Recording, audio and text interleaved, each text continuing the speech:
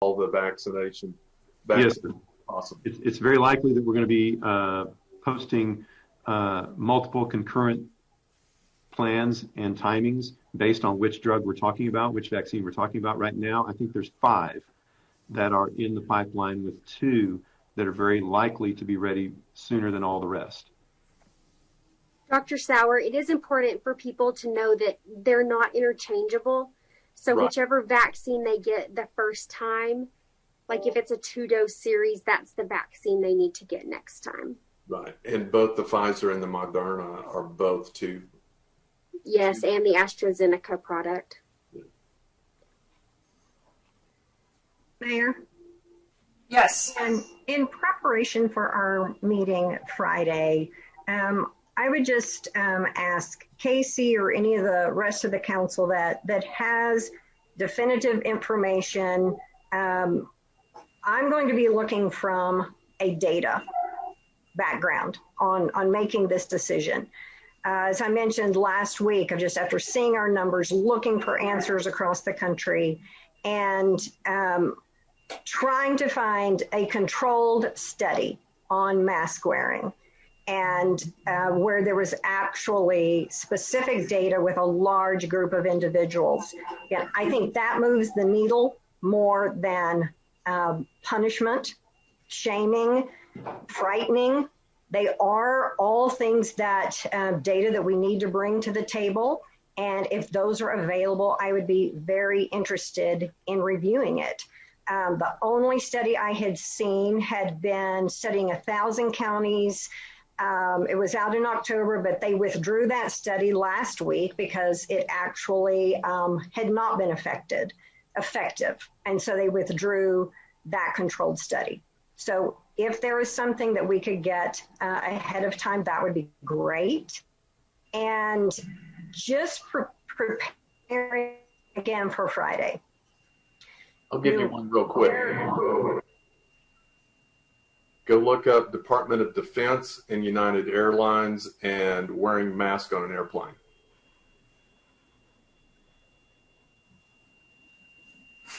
And that one's really definitive. Okay. Well, maybe text that one. And maybe we can be trading some data between now and Friday would be great. And so do we go through Frances for that? If we have information to share, we send it to Frances and she can distribute to the rest of the council? Yeah, that'd be fine. Sure. Yes, ma'am. And just that there are so many things dividing us as a country right now. And we're divided by political party, by race, by gender, by income. And the mask has been an incredibly odd, divisive entity. And so I just want us to be very, very prudent as we pursue a policy that would possibly divide us even more than we are now. And if that's going to be the case, to be sure that it is a successful for the outcome that we are looking for.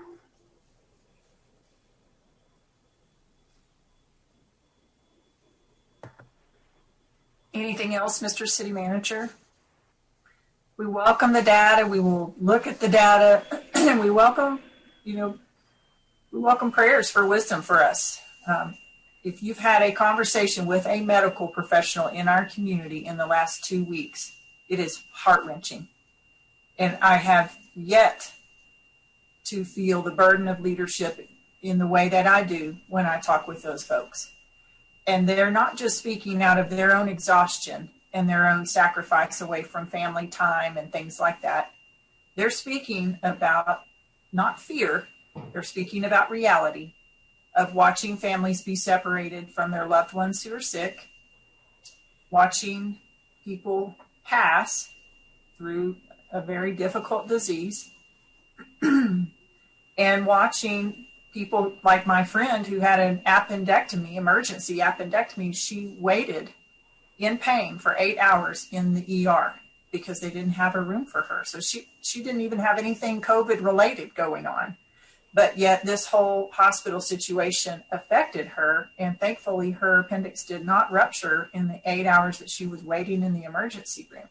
So I know there are lots of viewpoints here and there are no easy options. And I'll be praying for you guys as the council, and we appreciate the prayers that we could get from people in the community. Or if you're not a praying person, then please just show us grace and send us any information that you have. We'll be happy to look at it. I should also note, as we'll be looking at a potential emergency authorization, emergency authorizations or emergency authorization of any ordinance is required to be unanimous. If it is not unanimous, then we would have to have a second meeting in order for that ordinance to take effect. That's good to know. Thank you. And Mayor, while you brought up, again, the thing with our healthcare workers, it's almost like PTSD right now, and that they are in a war zone. And I would just really encourage our community to be reaching out to individuals that you know, requesting our faith community to organize, to reach out. I feel like our police department is, Mr. City Manager, you'd mentioned earlier, just, we've had a lot of support over the years and tangible outreaches. And I think our healthcare community is in great need of that right now. I think they are exhausted physically, emotionally, and if we could be asking our community for individuals to step up to be actually putting together some organized outreaches, as well as just the things we can do on an individual level to support the people that we know personally that are healthcare workers in our community. Yeah, good idea. Thank you for that. Okay, any final comments or questions with regard to coronavirus update? Okay, see nothing. Let's move on to the consent items. Anything under item 2 that needs to be taken off the consent agenda for further discussion or questions? Mayor, do you want to ask for any future agenda items? Oh, I do. Yes, thank you. Do we have anything other than what we just discussed to add to a future agenda? Thanks, Frida. Yes, ma'am. Okay, not seeing or hearing anyone raise anything. So now let's go on to the consent agenda. Anything there that we need to discuss or take off the consent agenda? Okay, not seeing anything. Anybody, do we have a motion then with regard to the items on the consent agenda? Yes, Mayor, we do. I move to approve the consent agenda as presented. Second. It's been moved by Councilmember Powell and seconded by Councilmember Smith to approve the items on the consent agenda. All those in favor, please raise your hand. I see 5. That passes with a 5-0 vote. Moving on to item 3A on the agenda is a public hearing and consideration of ordinance number 7892. Mr. City Manager. Hey, Mayor, thank you. We've got Andrew Freeman, Managing Director of Planning and Development Services, to present the, I'm sorry, I'm on consent. I apologize. Item A, 3A. Again, Andrew Freeman to present the item. I should have just kept on going. To get expanding the boundary for tiers number 2. Andrew? Yes, sir. As Mayor and Council will recall, we've been working on this probably since January of this year. We've had a couple of presentations to City Council discussing this topic, and we've continued to work with the tiers number 2 board as well as our executive committee to get us to this next stage. Just a little bit of a background. The board did give us direction in February of this year to proceed with investigating this option a little bit further. Existing tiers do have the opportunity to be considered to either expand the boundary, expand the years based on the taxing entity that created the zone considering to do so, basically through the exact same process that created it initially, which is a public hearing and ordinance to consider the zone. We came to council in March and June discussing kind of the boundaries. We started with a much larger area and really honed it down to undeveloped land and where we saw the most opportunity for growth just south of I-40. We had meetings with Amarillo College and Potter County, and they both expressed interest in participating if we were to expand. We've also heard support from property owners within the boundary that it would be something they're very interested in, as they know some of the difficulties with developing in that area and some of the lack of infrastructure very similar to the existing boundary. On September 17th, the Tiers Number 2 board did vote to approve the amendments that have been included in your packet to the final project and finance plan, which I'll touch on here shortly as part of this process. Just to recap where things stand, sorry, it's click a little fast. Here's the current boundary, 940 acres. It started with a base value in 2016 of just under 40 million. It's grown already to 57 million just in the last few years. This is the boundary proposed with the ordinance to expand, which is south of I-40 around Whitaker and 24th. The majority is to the west side of Whitaker, between Whitaker and Eastern, north of 24th, with a small piece of land that's undeveloped to the east. It currently has a tax value in 2020 of 1.44 million. And then this is just a snapshot of what the entire boundary be. In blue is the current boundary, and in red is the proposed boundary change if they were to be combined. Some of the tiers research that we prepared for council in the previous meetings, just to show how much acreage this would make up compared to the city's overall acreage. It would be up to 2.1% from the current 1.4%. And then compared to Tiers Number 1, that boundary currently is 1,165 acres, or 1.8% of the city's acreage, just to compare the two. And then we also pulled some research of some examples across Texas of how they range in various sizes from very small all the way up to almost 5,000 acres. So it's really across the board as far as Texas cities are concerned. What today's item is, it's public hearing and first reading of the ordinance that would add the 449 acres and the accompanying property value as discussed. The entire zone would still be set to expire in 2046, so there's no changes there. It basically just combines that 1.44 million into the 2016 base value moving forward. And then some of the minor amendments made to the final project and finance plan included showing an additional 30 million possible investment in commercial, industrial, and residential activity that could occur due to being within the TERS. Key goals were also adjusted. We added development of new residential units to help spur new retail development, as well as development of new commercial industrial businesses in the area. The previous proposal is very specific as far as retail, restaurant, and the outdoor or the indoor athletic facility. So we got a little more broad as far as the language of projects to be considered. And then we did revise the plan to reflect that the recreation athletic facility could be developed as either public or private, not just a public facility, to have some more options for the board to consider. And we've also updated all the maps, exhibits, and data that you have in your packet to reflect the new boundary for the zone. So sorry about that. With that said, I'm happy to take any questions you might have, or this is the first reading and public hearing for this item. Council, questions for Andrew?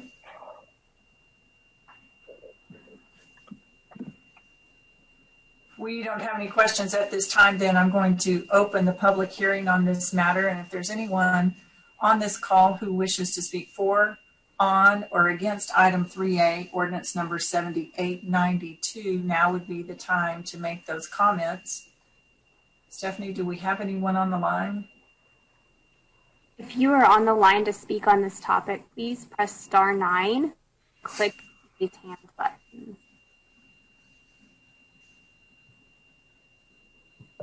Mayor, it does not look like we have anyone wishing to speak. Okay, thank you. The public hearing for this item is closed, and I would entertain a motion with regard to ordinance number 7892. Mayor, ordinance number expanding the current boundary and approving an amended final project and finance plan for tax increment reinvestment zone number 2. Do we have a second? Second. Been moved by Councilmember Powell and seconded by Councilmember Sauer to approve ordinance number 7892. Any questions or discussion about this item, council, of this motion? I want to ask a question about the boundary, the new boundary. Explain how, if you can, how it is that it's not all connected. So the way the boundaries work, you just have to be contiguous. So the eastern portion is contiguous to the north side of the interstate. So that one is a little bit separate. But the rest of the remainder here was able to still be all contiguous. This tract, while it was included, we have received very specific interest in that site. So we wanted to make sure and try and capture that within this change. Now to the left side of your screen, there's a large portion owned by Rockrose Atterbury and also Curtis and Clare that has the old residential platted that's seen a lot of difficulty there with development. But really it was just trying to find the best way to make it all connect, taking advantage of the undeveloped property that fit well.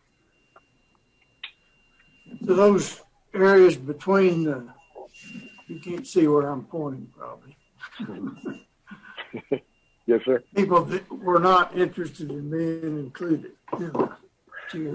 So when we initially came, we did capture a lot on the interstate. What we found when we analyzed the tax values is that they'd already seen quite a bit of growth, which kind of defeats the purpose of trying to capture into the zone and build that value if it's already seeing that growth occur. So what you look for is lower property values and undeveloped land that are having issues creating that tax base. And so that's why that was left out. Those previously developed areas will depreciate over time, so it'll actually work against the objective. They'll continue to depreciate until they have business is different from residential. A lot of times they get pushed down in value rather than going up in value. So we're trying to avoid that and capturing those max increase scenarios that we can get through vacant property or dilapidated. One other question, when this first came up about expanding the boundary, everything was not within the city, but it is in the city now. Is that correct? Yes, sir. So the Whitaker Road right here is the city limits line, and then it cuts across to the east. So everything we're showing is currently in the city limits. That's correct. Thank you. Yes, sir. Any other questions, council? Okay, all of those in favor of the motion, please raise your hand. I see 5, that passes with a 5-0 vote. Moving on to item 3B is considering a resolution for the special municipal election. Mr. City Manager. Yes, ma'am. We're going to have City Secretary Francis Hibbs canvass the election for us and have those results presented to council. Francis?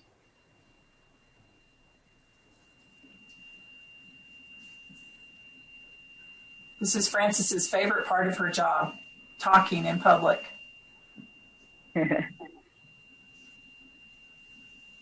She might be having a problem getting off. She might be. We got plenty of time. We'll wait. It showed her as an attendee, so Francis, I have promoted you to panelist. You should be able to do it now. Thank you. I did have some problems. That's good. Okay. Now we hear you loud and clear, Francis. Thank you. We did receive final numbers from Potter and Randall County, and they are attached to your resolution. So we are ready to canvass the votes for the election on November 3rd. Okay. Council, do y'all have any questions for Francis about that? Ooh. Okay. If not, do we have a motion? Yes, Mayor. I move to approve the resolution that canvasses the returns and declares the results of the special election held on November 3rd, 2020. Second. It's been moved by Councilmember Powell and seconded by Councilmember Smith to approve the resolution with regard to the special municipal election for November 3rd. The whistle is about to kill me. And I the didn't have a right results. stick. Do we have any other questions about that motion, Council? Okay, all of those in favor of the motion, please raise your hand. Okay, that passes with the 5-0 vote. Item 3C is to consider ordinance number 7893, which is an amendment to the budget with regard to the Heritage Hills Public Improvement District. Mayor, the presentation from Laura Storrs, Assistant City Manager, is going to relate to a budget amendment that has been recommended to us by the Heritage Hills PID Board to utilize and expend some of their reserve PID funds. So, Laura? Yes, thank you, Jared. Good afternoon, Mayor and Council. This ordinance is a first reading to amend the Heritage Hills Public Improvement District 2021 budget, which is included in the City of Amarillo 2021 budget as well.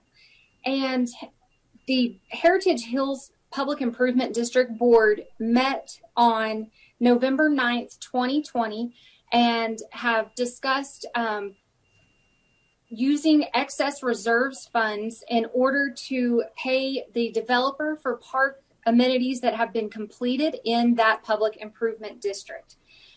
We did verify that there are sufficient excess reserve funds that can support paying the developer for those park amenities that were completed in a recent phase. And the amount that the PID board is requesting to amend the budget is $430,000, and that would be a sufficient amount of money to reimburse and to pay that developer for those park amenities that have been recently completed. The reason we have to bring this forward as a budget amendment is it was not included in their original budget for this year. And so before we can work to use those excess reserves to pay the developer, we need to get their budget amended. So this is the first reading for this budget amendment ordinance. Are there questions from council on this? And this is the first payment that is being made to this developer for these park amenities. So this is a newer PID, and so they're learning kind of the process of how to do this. And normally we try to incorporate these in their budgets as we see them upcoming. So that is, again, why this is coming forward as a budget amendment this year.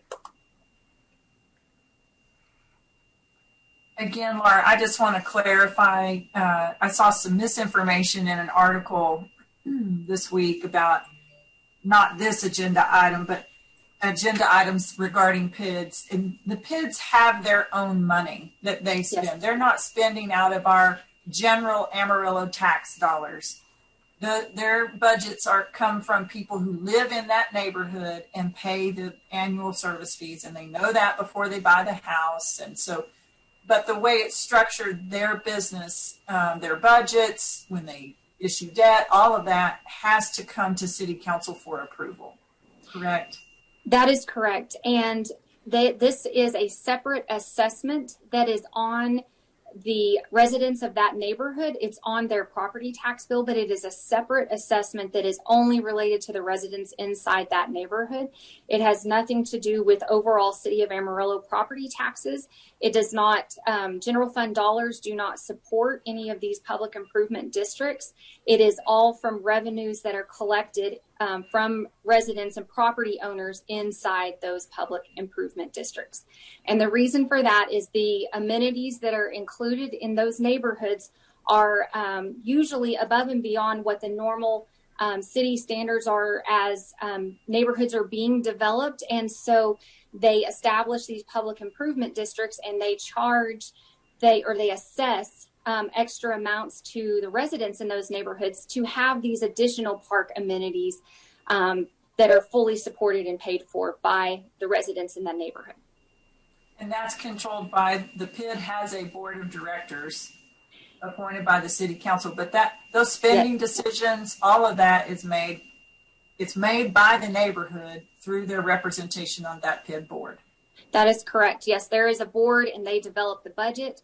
They recommend it to council for approval. The way they're set up, council does have to approve the budget, but the budget is completely developed and the spending is outlined by the members on that public improvement district board. And by state law, they have to present a 5-year plan to city council that has to be approved during the budget process. And that has to show that the assessments that are currently being collected in the neighborhood are sufficient to meet the operating costs and any outstanding debt service associated with that public improvement district. And again, that just shows that it's fully self-supporting and not utilizing any City of Amarillo dollars. Okay, thank you. Do we have a motion then regarding this item on the agenda, council? Yes, Mayor. I move to adopt ordinance number 7893 to amend the Heritage Hills Public Improvement District 2020-2021 budget in the amount of $430,000 included in the City of Amarillo 2020-2021 budget. Second. It's been moved by Councilmember Powell and seconded by Councilmember Smith to approve this change to the Heritage Hills Public Improvement District 2020-2021 budget. Any questions or discussion from the council? All those in favor, please raise your hand. That passes with a 5-0 vote. Item 3D is to consider a resolution authorizing the publication of notice of intention to issue certificates of obligation with regard to the Greenways Public Improvement District. Mr. City Manager. This is a authorization for notice of intent to issue certificates of obligation for debt for the Greenways Public Improvement District. This would be paid for using the PID on Greenways residents.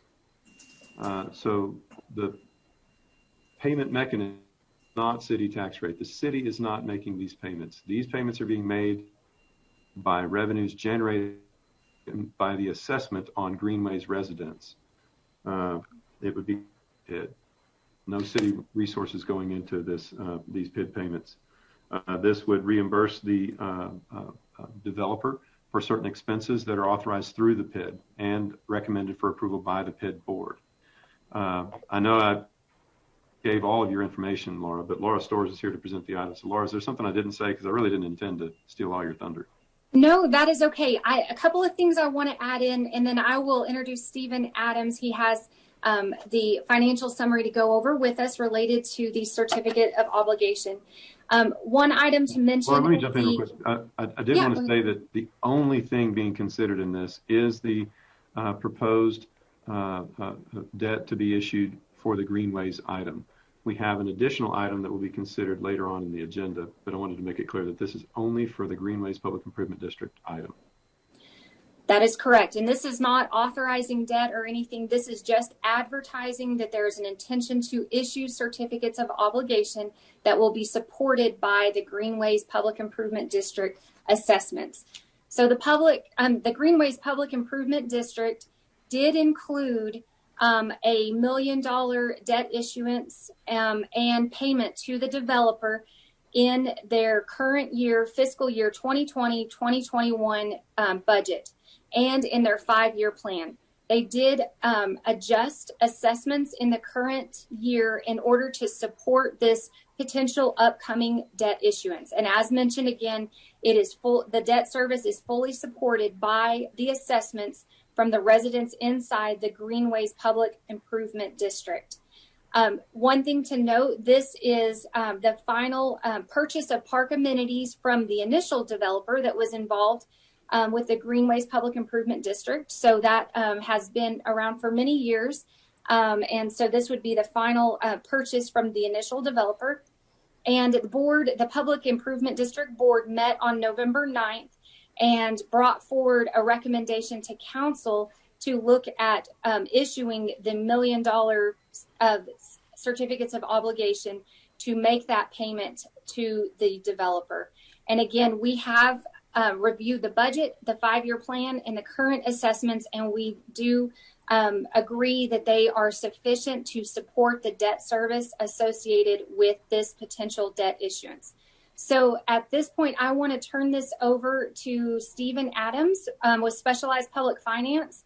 I'm going to share my screen because we have a very short presentation that he's going to go over with. And Stephen, if you have anything to add on that, please feel free to. So I'm going to switch and share my screen real quick. Thank you, Laura. Can you hear me okay? Yes, we can. Okay. Yeah.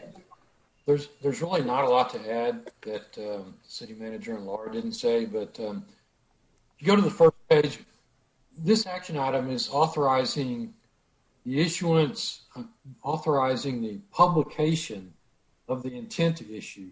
And under state law, this has to occur twice on the same day of the week on 2 successive weeks, and the actual certificates cannot be issued until 45 days after the initial publication. We are anticipating that the interest rate will be 2.21% right now, and that reflects a 25 basis points cushion in case interest rates move up between now and January when we sell the certificates. The debt service will be approximately $65,700 per year, and it will go for 20 years. The bonds will be rated AAA because certificates are supported by the city's tax base, even though they'll be paid out of PID revenues. Next slide, please.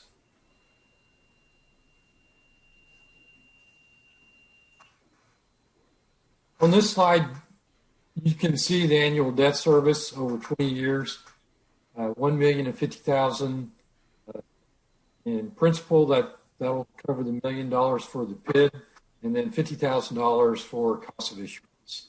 Next slide.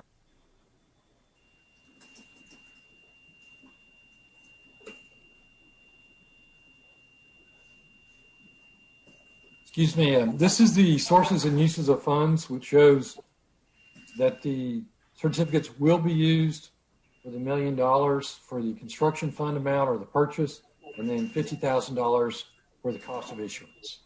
Next slide. This is a timetable of events. If you authorize this publication today, it will be published in the newspaper on December's 3rd and 10th. We will go through a rating process to get these bonds rated by Standard & Poor's and Moody's. We will sell the bonds on a competitive bid basis on Monday, the 25th in the afternoon. We'll get to a city council meeting on the 26th of January. And if all goes as planned and you approve all of this, we will close on February the 25th. Next slide and final slide. Just to kind of let you know where interest rates have gone. They're very, very low right now. They've gone up just a hair, but they're still very low. So it's a good time for the PID to be selling bonds. Laura, back to you. Thank you, Stephen. Are there any questions that we can answer from council?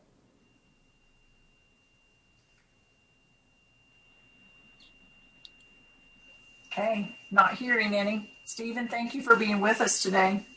Thank you. Council, do we have a motion then on this resolution? Yes, Mayor. I move to approve the resolution authorizing publication of notice of the city's intent to issue certificates of obligation not to exceed $150 to be used for cost incurred for acquiring construction, improving, and equipping park facilities public improvement district. Second. It's been moved by Councilmember Powell and seconded by Councilmember Smith to approve this resolution with regard to issuing debt for the Greenways Public Improvement District. Any comments or questions from the council before we vote? You have something, Elaine? I can see you maybe talking, but your microphone's off. There you go. My little space bar trick that Eddie taught me wasn't working, so I don't know what happened there. But I just had a curiosity question from Kelly of just what improvement they're planning to do in that neighborhood for $1 million. The residents may already know, but it might be of interest to know what improvements happening over there in that part of the city. Well, the improvements that they're getting reimbursed for have actually already been done.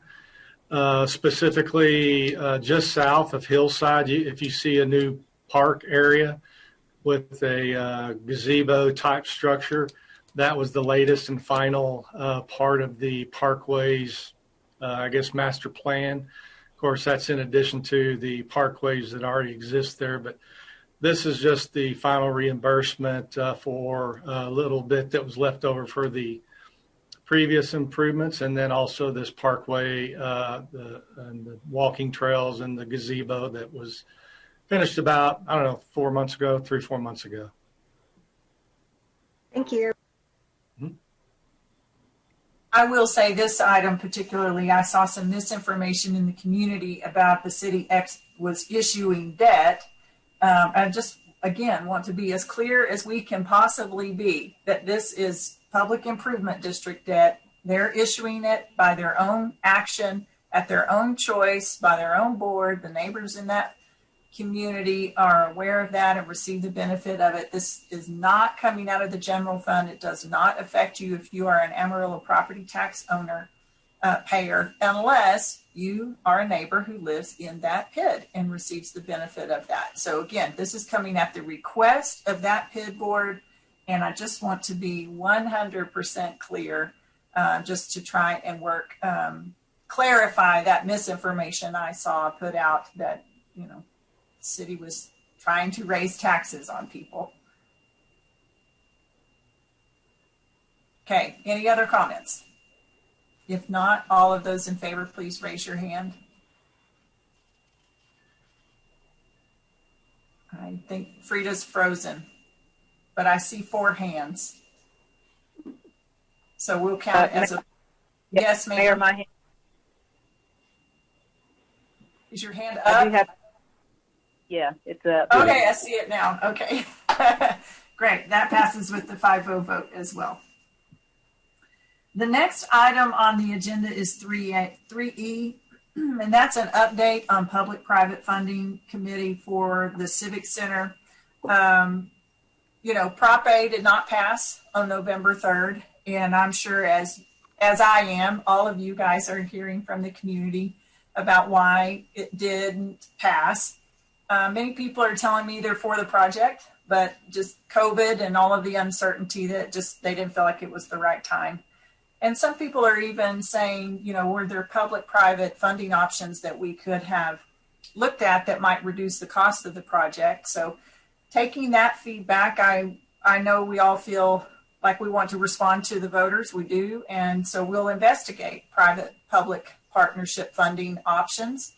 And I think we need to do that as quickly as we possibly can. So I've appointed a small committee to work as quickly as possible, just to go and gather more information on public-private partnerships. I've asked Jason Herrick to serve on that committee. He's a local businessman. And then I've asked Jared Miller, our city manager, for permission to appoint Andrew Freeman as the city staff representative. He is really a jack of all trades, but one of the things that Andrew does for our city is he is in charge of our economic development department inside the city. So I think those two can work quickly and get started on looking at different options. One of the reasons that we are trying to move so quickly is the legislature is meeting in May. And if some of these options could involve seeking legislative approval, we need to get right on that. So as the legislature is about to meet, the committee needs to quickly talk with our legislators and see if there's anything there that we could possibly reduce the cost or the burden on property taxpayers for this project. So, the results of the election, I think were disappointing, but it's our system, and I respect and honor each person who cast a vote.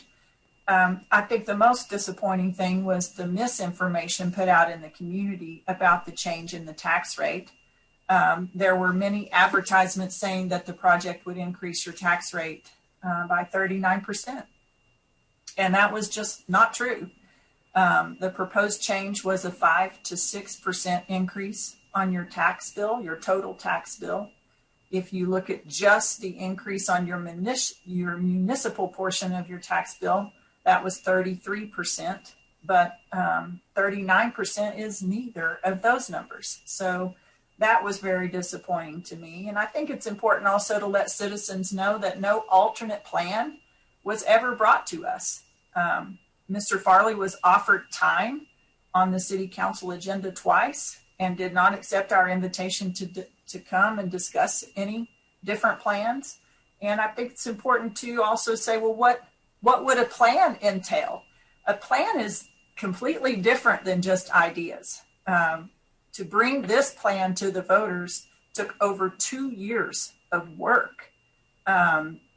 It was studied by experts, and a plan has many specific, detailed components to it that experts have crafted to work together. So I think simply canceling the existing plan is not a plan, and any new plan would absolutely need to be supported by a feasibility study, which means you have economic experts looking at any changes to show the economic impact, like of a smaller arena, or if you were to remove the expanded exhibition space. All of those things need to be studied economically to know what kind of return on investment you get. So a plan is more than just an idea. And I think it's important for us to acknowledge that this plan was not rushed into. This plan had many opportunities for people in the public to weigh in on it. And it was prepared with the help of world-renowned experts, both in the architecture field and in the feasibility economics field. So all of that to say, we heard what you said, voters, so now we're going to back up and try to find answers to those questions. And I think the timeline for that, certainly if we go through the legislature, that goes through the end of May. So I would hope that we wouldn't have to be 2 years away from talking about this again, but maybe 6 months away from talking about it again. A project of this size does require the time to look under every rock and turn over every stone. So I think this is a good approach and the right way to go. And that committee can bring back ideas. And council, if you have ideas and you want to throw them out to that committee, please do so. If you're a citizen and you have ideas and you want to throw them out to that committee, please contact us or contact one of your council members to let them know so that we can get your ideas in front of this public-private partnership committee and keep looking for how to make that project work. That's really just an update, but if you've got any questions or comments, council. Okay. Mayor, I had something. Sorry, I was slow. Oh, okay. Sorry. Slow on the unmute button today. Sorry about that.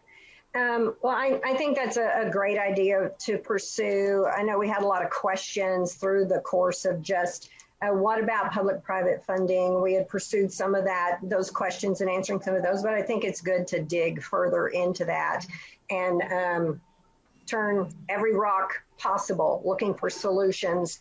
And, my only suggestion would be that we had two loud voices on this too, a loud voice in support, a loud voice in opposition.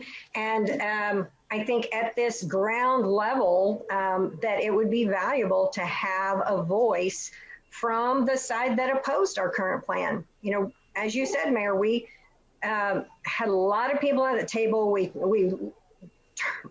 dug into a lot of details for 2.5 years, but that design that was brought to the community was rejected. And so I think it would be helpful if we had at least one representative from the side that did not like the plan that we came forward to be their part of the development, to be able to not down the road say, well, we didn't have a voice in the design, We certainly, with the Civic Center, we're well aware. We gave lots of opportunities for input, but just to have no question that in this research that we have both sides of those voices asking questions and looking for solutions. And I don't have anyone to suggest. I'm just saying if there were a representative, I think that might be a committee of 3 might be better than a committee of 2. I'll think about that. As I was thinking about how to put it together, I do think it's important that we not put anyone on the committee who has a potential conflict of interest. So again, just Mr. Farley bringing his connections to the sports teams and the fact that he wrote a construction bond for Hodgetown. I just think that creates a conflict and I know you're not putting him forward as the person, but it's an obvious question, so let's not leave it unasked. I think it would be wise to steer away from anybody that might have a potential conflict. If he was looking at writing a construction bond on the construction for the new Civic Center projects, any of those pieces, and if his relationship with the sports teams as an anchor tenant creates a conflict, let's just steer away from that. But I'll think about what you said, and maybe another name will come to mind and we can consider putting a third person on that committee. It's a good point. Any other comments? Okay. Item 3F is to discuss and consider acquisition of 500 South Grant Street, 621 South Johnson Street, and 707 South Johnson Street. Mr. City Manager? Right, Mayor. Items F, G, and H are all dealing with, and we have the addresses listed on item F, but we're all dealing with the properties associated with the Amarillo Hardware acquisition. Purchase of Amarillo Hardware was approved some time ago. At that time, that we would bring this back to council prior to the ending of our feasibility period, which ends later on this week. We want to make sure that you have an opportunity to give us a go, no-go decision when at a point in time when we have an opportunity to withdraw from this purchase if it's appropriate. We wanted to make sure that this point in time happened after the election took place, so you would have the opportunity to make a decision with full information on where we are with the Civic Center project that we were just talking about, and with regard to all of our land acquisitions that we have been working on to that end, and also to the end of having a place for City Hall to go. So item F talks about an alternative funding method. We really have 3 ways to look at buying this building. We can either not buy it, item 1, or we can buy it with cash, or we can buy it with by issuing certificates of obligation, which would have tax rate associated with it. Oh, yeah. So I'd like to have Andrew Freeman discuss the feasibility study, and then have Laura Storrs discuss the purchase methods that are available to us, and then that will determine what you decide on this item will determine whether or not we even visit items G and H, which are the notice of resolution declaring expectation to reimburse expenditures with proceeds from future debt, and also the authorization for publication of notice of intention to issue debt. So Andrew, take it away on the feasibility study, then Laura Storr will walk us through the purchase methods. And at any point, if council has a question, please feel free to interrupt, and we will answer your questions at that time. We also have a question opportunity at the end of both of these presentations. So, Andrew, take it away. Yes, sir. So just to recap what Jerry was mentioning, here's an overview of the property map of what is currently under contract with the previous council approval. There's a building to the north, the main hardware building at 6th and Grant, a couple of smaller buildings and some land just to the west, fronting on Johnson, and then a parking lot further south on South Johnson. As far as details on the contract are concerned, the effective date was September 10th. The purchase amount was $4,750,000 plus closing costs. The feasibility period is set to end on November 19th, just a couple of days away, and the closing date, if to move forward on this project, would be November 30th. So our facilities director, Jerry Danforth, did coordinate a phase 1 environmental site assessment to be completed on the properties as part of our due diligence on the site. They did not identify any concerns as far as the environmental condition or any hazardous substances, so we did not have to move to a phase 2 study as far as that's concerned. We also had Basket Appraisal Services do appraisals on the property. The way it was done, 500 South Grant, 621 South Johnson, and 707 South Johnson, the land parcels, were all separate appraisals. And you can see on your screen, sorry, my magnifier is covering part of it. Yes, sir. Jump in real quick. I have spoken with the seller earlier today. Once we got the final appraisal in from Basket Appraisal, I called the seller and told them that the appraisal did not come up to the purchase price. Now, we are not restricted to the appraised value. We can pay any market value for a property, and that market value is what has been agreed to by the seller and the buyer. However, I did tell them that council had, I questioned the appetite for a sale above appraised value in this instance and at this time. In light of that, he did agree to reduce the sale price to the appraised value, which is $4.745 million. Now, that's not a huge savings on a $4.75 million purchase. However, it does indicate a goodwill on their part and an understanding of the current climate that we find ourselves in. So where it says purchase amount $4.75 million, it's actually $4.745 million plus closing costs. And I got that information during the council meeting. So go ahead, Andrew. I just wanted to make sure everyone knew that the purchase amount listed on the slide is incorrect. It was correct at the start of the meeting, but it's not correct now. Right. Right. So the appraisal, yes, there was a small difference in the appraised versus the sales price. In discussions with the appraiser, the large building ended up coming back a little lower than we expected, mainly because there's not a whole lot of comps for a 100,000+ square foot building. So that one was actually in the 23 square foot range.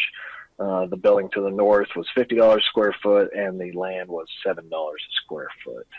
And I'm happy to answer any questions you might have before Laura hops on to go over some of the funding options on the next slide.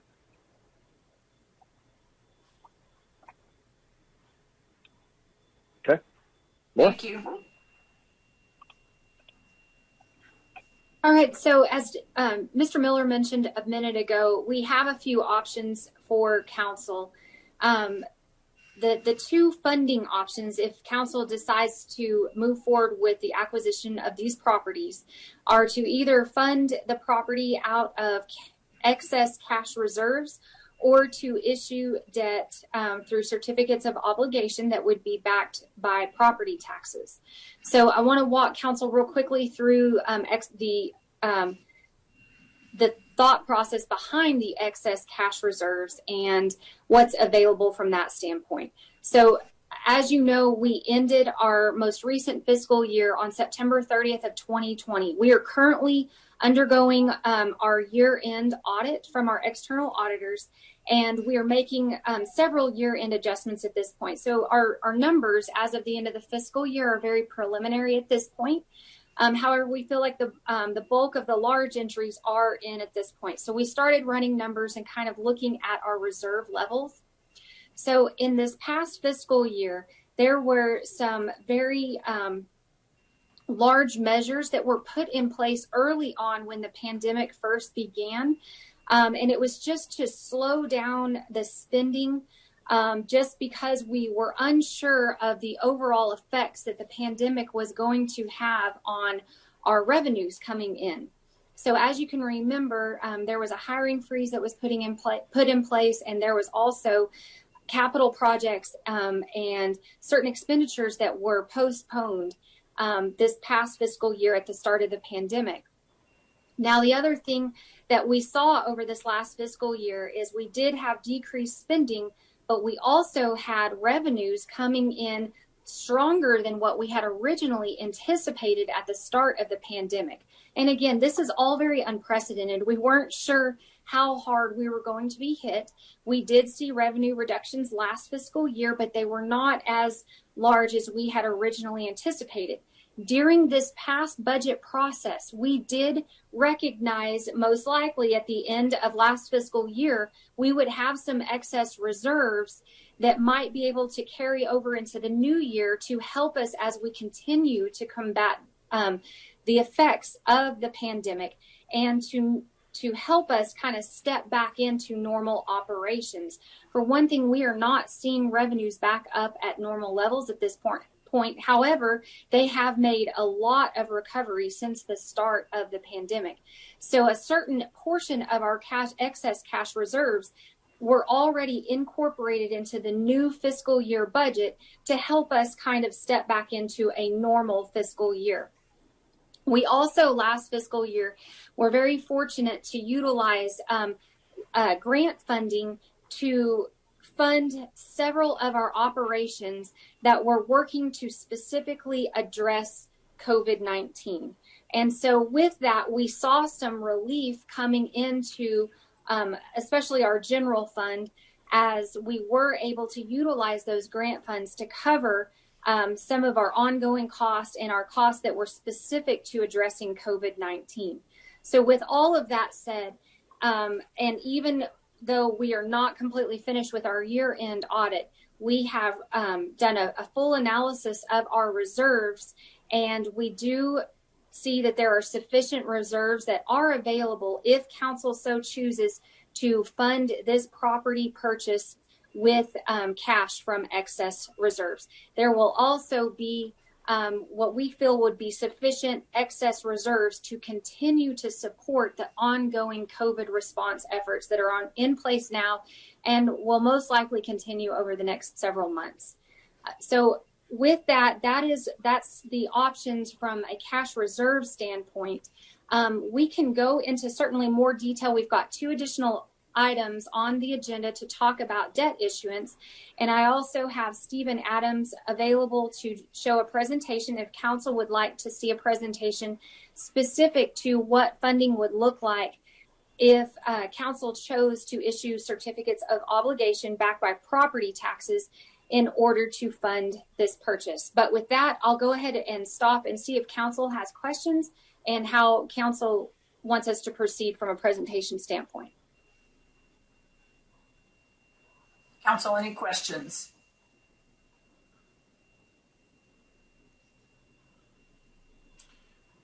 Remind me how much we have in reserves. I knew that someone was going to ask me that, and I hate to pin it down to a specific number. I didn't want to disappoint you. Well, so it's very preliminary at this point, but I will say we do have excess reserves that are well above the amount of this purchase price at this point. But again, we are making adjustments related to our year-end audit. Now, as a reminder, our reserve policy is for all of our funds, but let's talk specifically about our general fund. Our reserve policy is to always have on hand a 90-day operating reserve. Now, for our enterprise funds, we also do a 90-day operating reserve plus 1 year's capital expenditures. And again, we are very diligent in maintaining these reserve policies. They certainly have helped us over the years to maintain a very high bond rating, a AAA bond rating, and even allowed us to issue debt during a pandemic and maintain that AAA bond rating. So we are very diligent with those reserve policies. And I will say that there are funds, excess funds above that policy and enough to purchase this property and still support those COVID-19 efforts that are ongoing right now. Because some of those are still actively being funded. Public health is not fully grant funded at this point in time. And so we're continuing to support those direct COVID-19 responses at this point. But we have sufficient funding to continue that for a long time into the future. Jared, did you want to add anything on that? No, we've taken pretty aggressive steps to make sure that we have adequate funds to maintain our current pace of operations for not an exact indication of when that's going to have to end or when it can end, and when we're going to have the capacity to reduce operations. We wanted to make sure we had the capacity to do that. It will not impact that ability. So we will be able to continue a significantly increased posture for coronavirus response as we are currently positioned into a relatively long-term future, while still having the ability to make this purchase and not 90-day reserve funds. So we will maintain adequate reserve funds while doing this and continue to respond to coronavirus. So in essence, we won't jeopardize our bond rating at all. Correct. Yeah, bond rating will not suffer as a result of this purchase.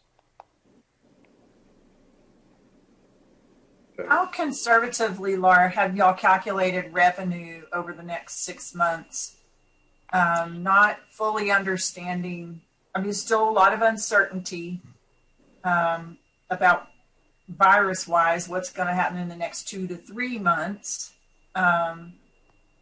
It's holiday time, so obviously I would expect people are still going to buy the gifts they would buy, even if they're not going to get together as a family to open them. Just walk us through how conservatively you have cast the revenue, because that might be something that we need to understand if we're going to spend reserves. How have you come about calculating revenue? Yes, and so as we were developing budget, if you'll remember, we were working with you all during the July timeframe and August timeframe, and that was still early on in the pandemic response. And so there was still a lot of uncertainty around what was going to happen in the long term related to revenues. So what we have seen throughout the pandemic is we've seen it have an effect directly on our sales tax. We've seen it have an effect directly on our hotel occupancy taxes. We saw decreased franchise fees. I won't say that's necessarily related to the pandemic. It's more driven by the low fuel factor. But as we were developing the current year's budget, those 3 items in particular, because they are all very large revenue sources to our general fund, we put very conservative estimates in place for the new fiscal year. And as you know, sales tax is the largest revenue source in the general fund. And we got our collections in this past week for the month of November. Now, again, that would be for September sales. And we were up over 12% of what was collected at the same time period last year.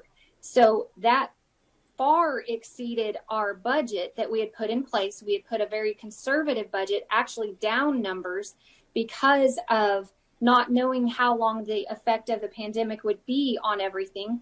And so that has certainly been encouraging. Mayor, as you mentioned, it appears people are still going out and purchasing items.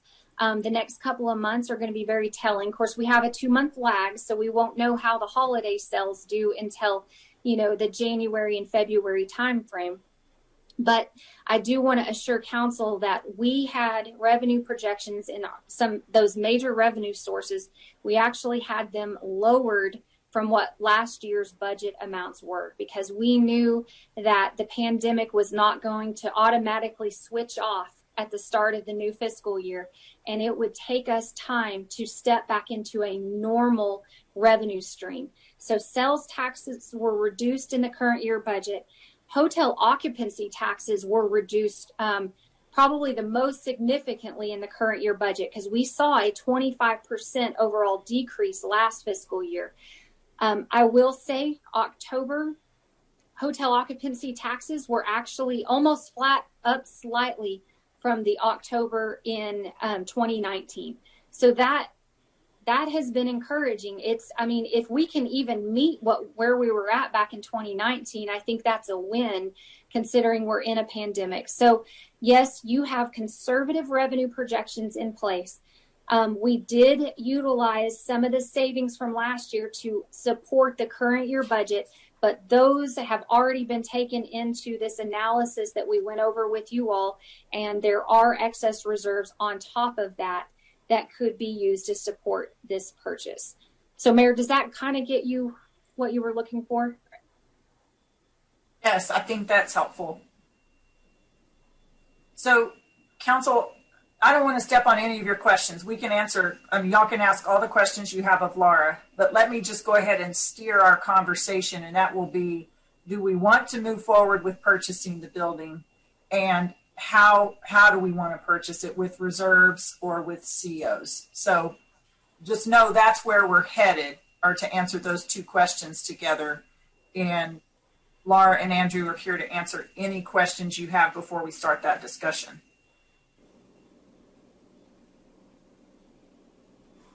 Mayor, I'd like to step in and state my support for purchasing the property. And I want to go back a little bit in history of when we first started looking at the needs assessments that were presented to this council really right after our election.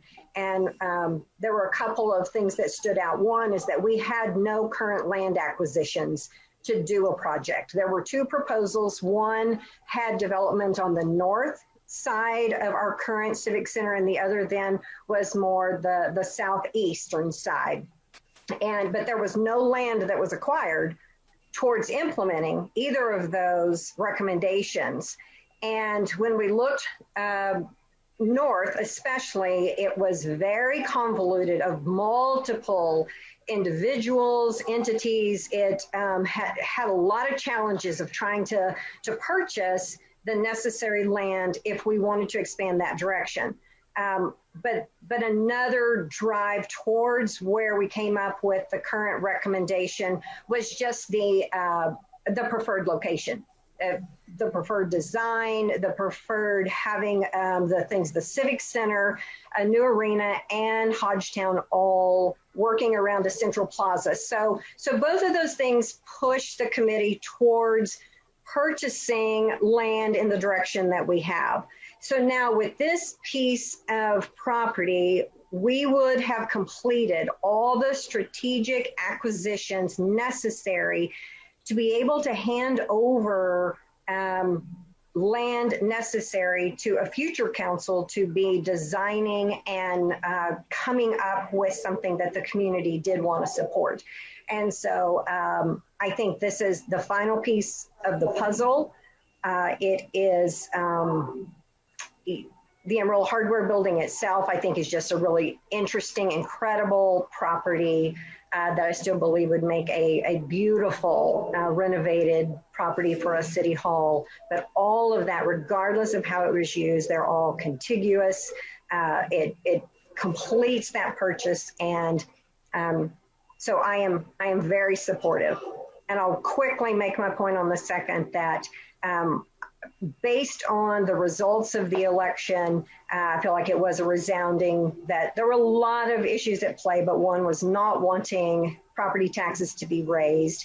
Even though this would be a small amount, I think it just would not be a proper move to have not listened to the voters. I am very comfortable with the remaining reserve balance and the protection of our bond. And so I am voicing my support of purchasing the property and moving forward with a cash purchase. Thank you.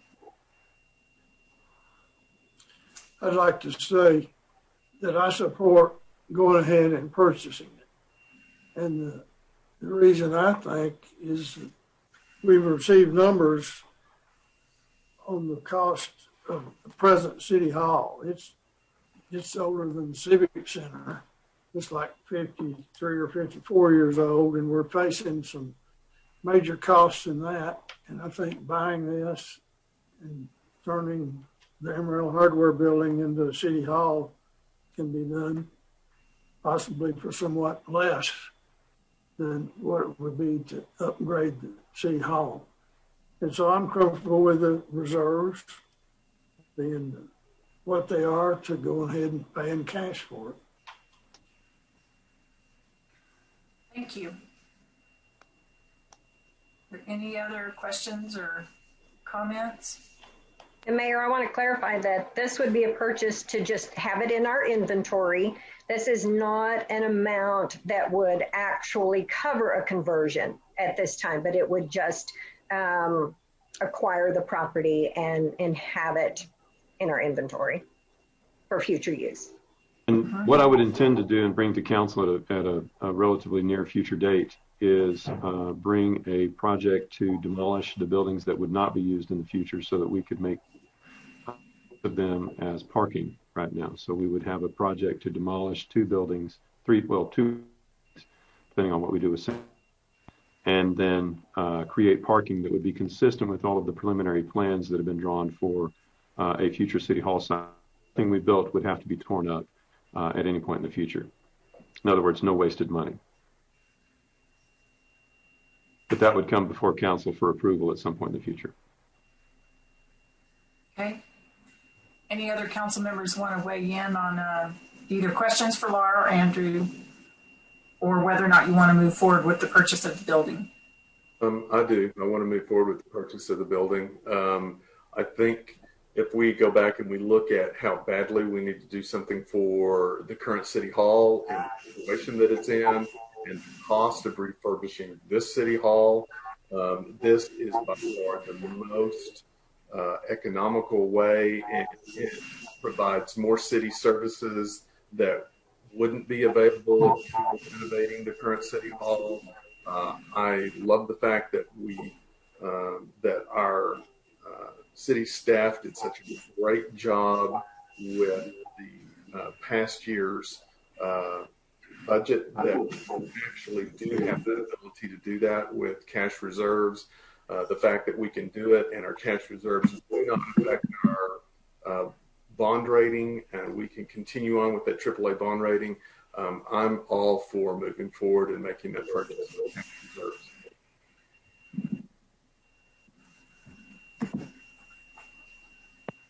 And Mayor, I'm for moving forward as well on the purchase of the 3 properties that have been mentioned. And if I remember correctly previously, if we have to update our current City Hall, I mean, we may be spending probably more than $30 million to do that, and that would certainly not include drive-up lanes either. So we don't really know what the expected cost of the repairs would be at this point. But yes, I'm in favor of moving forward to purchase the property using cash reserves. Okay. Okay. So this is such an interesting discussion. We're doing it before the motion, and that's okay. So I'm going to just chime in on that as well, that I think it is important. I thought Councilmember Hayes did a great job of just summarizing why it's strategic and some of the challenges that we've faced in the last 3 years working on this project, and some of the benefits we've had because people before us thought of things and took opportunities when they presented themselves. And I see this as an opportunity that is right now presenting itself. We actually tried to get this property under contract a couple of years ago. It didn't work out, and I know the price has gone up significantly. Mayor Harpole had a chance with one of his councils to get this property under contract and for a significantly lower price, and everything didn't come together and it didn't work out. So I think acknowledging that as downtown continues to grow in activities and economic strength, the price tag for acquiring this property will go up, and eventually someone will buy it who's not interested in selling it to the city. And there will be, I think controlling this property, just the controlling of this property presents a great amount of value to the city, whether we use it for a city hall or whatever comes out of discussions that'll move those things forward. Just because Prop A failed does not mean that the needs at the Civic Center or the needs at City Hall don't exist. They very much so exist, and the price tags around them are what the price tags are, as much as we wish they weren't. So I think for very little money, we can take this small step that gives future councils the ability to strategize and make decisions with cooperation of the voters and the taxpayers. And I think we ought to buy it. So, you know, I'm fine with using the reserves to do that too. So with all of that, I think now what we need is a motion.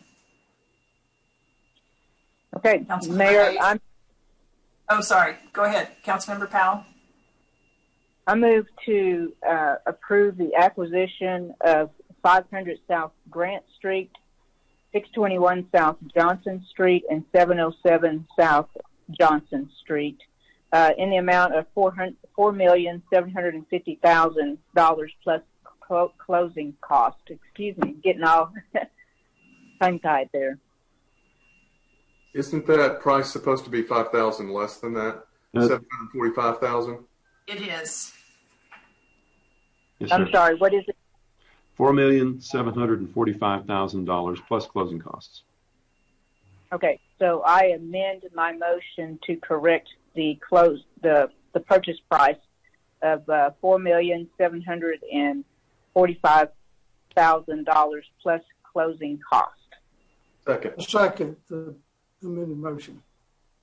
Okay, it's been moved by Councilmember Powell and seconded by Councilmember Sauer and Councilmember Smith, but we'll go Councilmember Sauer, to approve this motion to purchase the properties listed there under item 3F, and to do so through a cash purchase using reserves.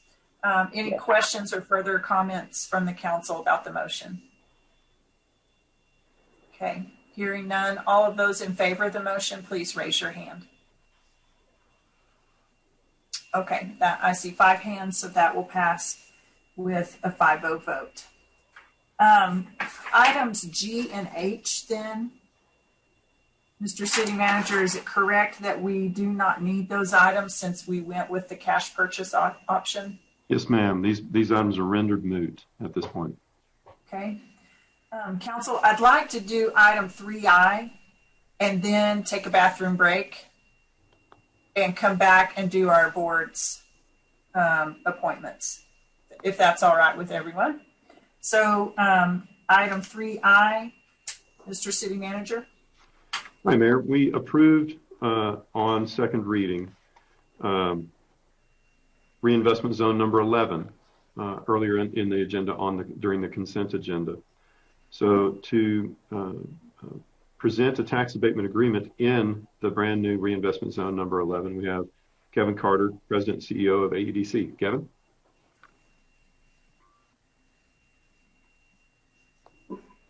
Good afternoon, Mayor and Council. Have for you today to present a project that goes into the reinvestment zone number 11. This is McKesson Company, a Fortune 7 company, and then that has a subsidiary that's Texas Oncology. Texas Oncology currently operates in our community just north of the Texas Tech campus. They operate a facility there and are wanting to expand and build a new facility. They will keep the current existing facility and will expand to this location. They've purchased 4.85 acres at the corner of Point West and Amarillo Boulevard. They will construct a new 50,000 square foot facility on that 4.85 acres. 27 new employees. They're going to bring over 9 from their existing facility and add an additional 27 for 36 employees. It will be $3.3 million in new payroll, and they're going to spend about $33 million in capital expenditure, including the purchase of the land. This is a good opportunity. I do have some slides to show. If I think we have a presentation. If we can get that up, I will. Stephanie? Kevin, do you want me to share it for you? Yes, please. I'm sorry. Yes, ma'am, please.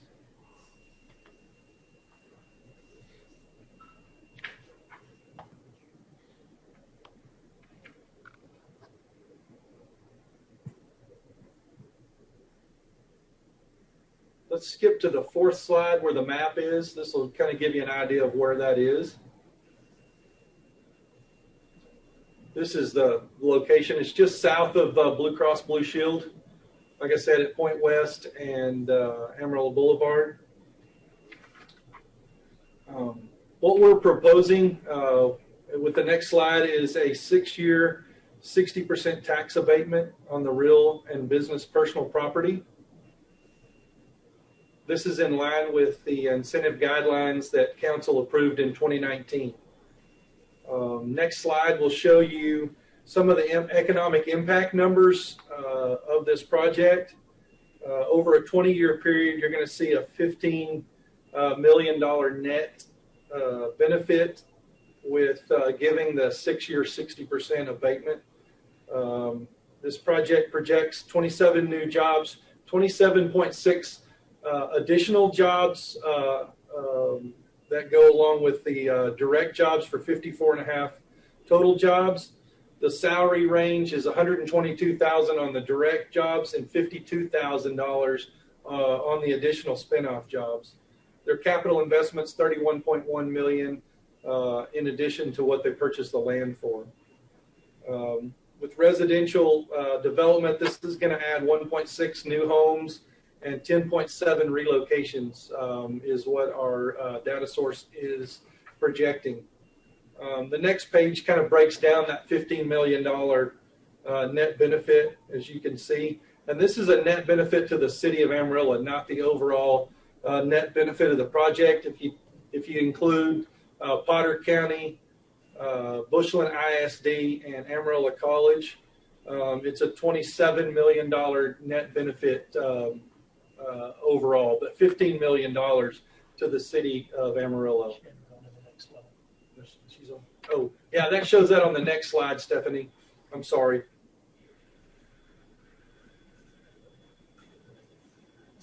There you go.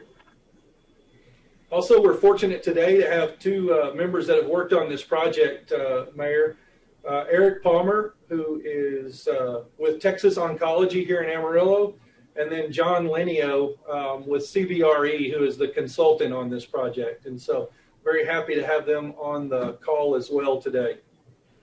And would welcome any questions that council may have on this project.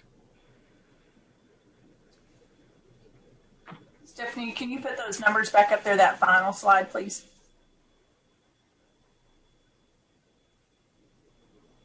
There you go, thanks. Yeah, one of those two. I just was studying a little bit more. Council, do you have any questions for Kevin or his team? I think another benefit, Mayor, let me expand on, is the fact that 45% of the 48,000 that they expect every year are going to be from out of town. 10 to 15% of that is actually going to be out of state. And so you see one of the big, huge benefits on this is the hotel occupancy tax. We're projecting about $11 million over the 20 years in hot tax addition to the hot tax. So, like I said, they're expecting to see about 48,000 patients a year, with 40 to 45% of that out of the Amarillo MSA, and 10 to 15% of that will be out of state. So it's going to serve quite a large part of the Texas Panhandle, eastern New Mexico, the Oklahoma Panhandle, and southeastern Colorado, excuse me.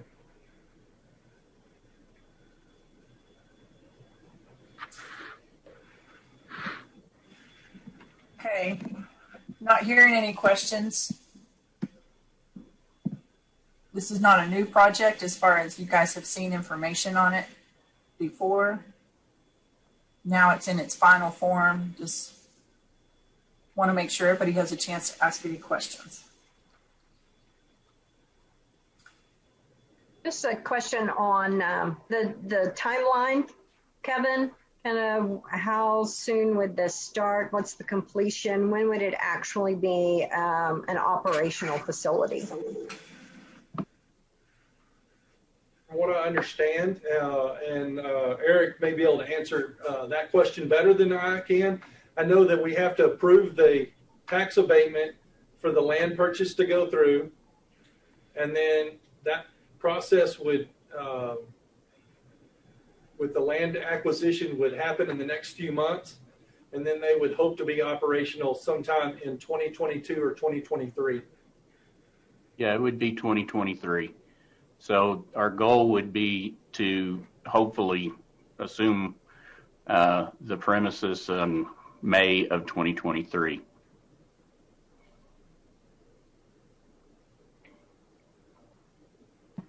Thank you. Any other questions? Eric, thank you for being here today to answer that question. And we appreciate the investment that you've already made in our community, but look forward to having more of that. We appreciate the opportunity to present this and to be able to expand what we're already doing here in Amarillo. And I'll say for myself, I appreciate what you guys do and keeping an eye out for all of us. Okay. Do we have a motion with regard to this item? Yes, Mayor, we do.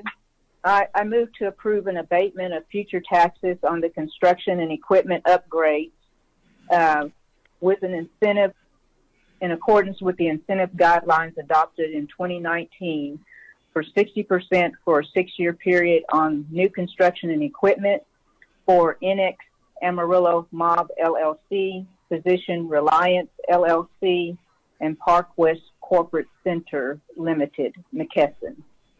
Second. It's been moved by Councilmember Powell and seconded by Councilmember Smith to approve this agreement to abate future taxes for this project. Any further discussion or questions from the council?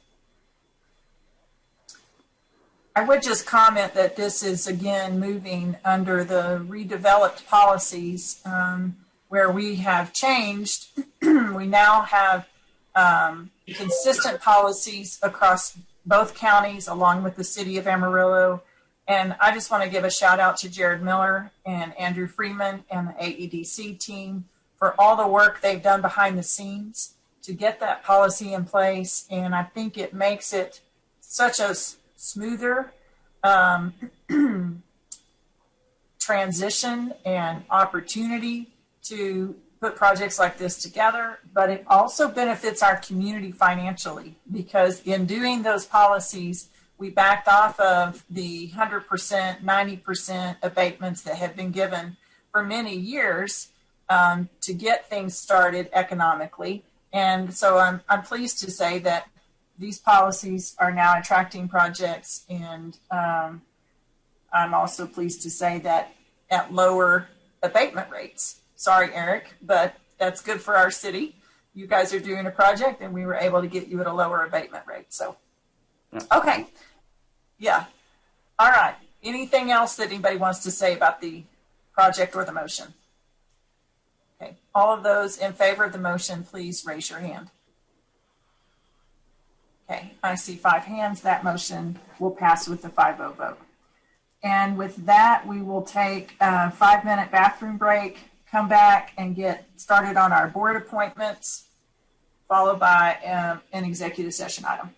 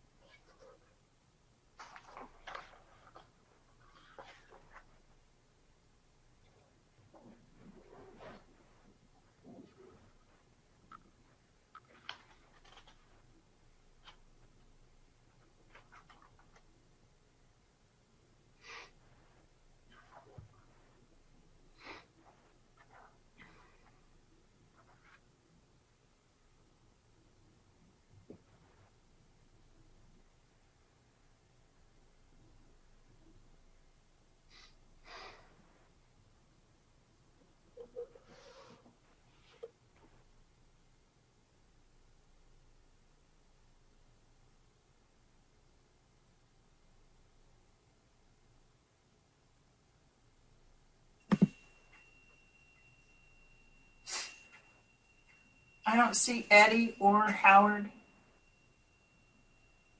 or Frida. Just I'm checking here. with you guys. You ready, Eddie? Okay. Yes, ma'am. Frida lost communication. She's trying to get back on.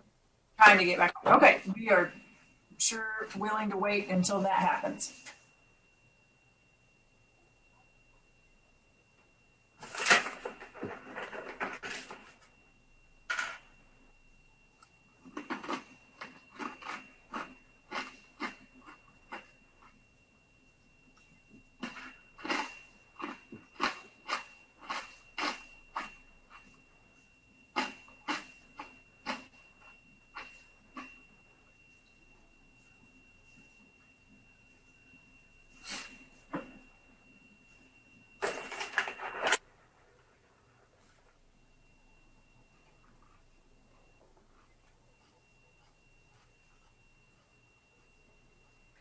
Frida, can you hear us? Yes, I can hear you. Okay. You ready to move forward even though we can't see you? Sure. You want us to wait? No, because I really don't know how long it's going to take to get back on. Okay. We can pause at any time, Frida, so just... Okay, all right, thanks. I appreciate it. Okay.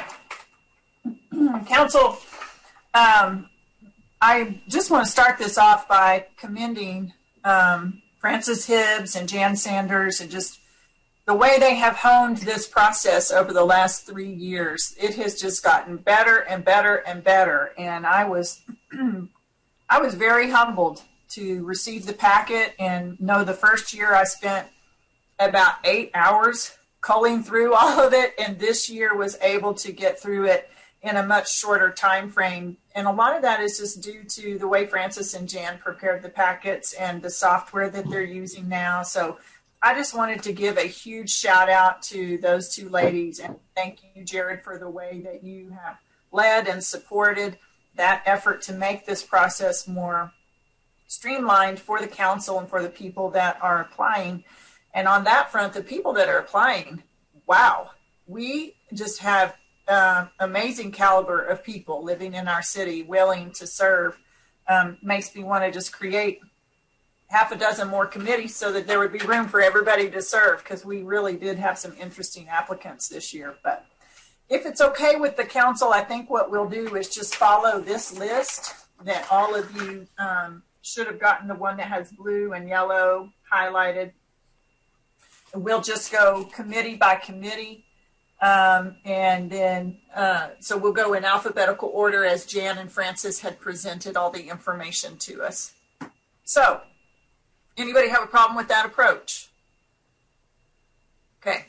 The Advisory Committee for People with Disabilities shows 2 people who are eligible to be reappointed and are willing to serve, Warren Coble and Brian McCullough.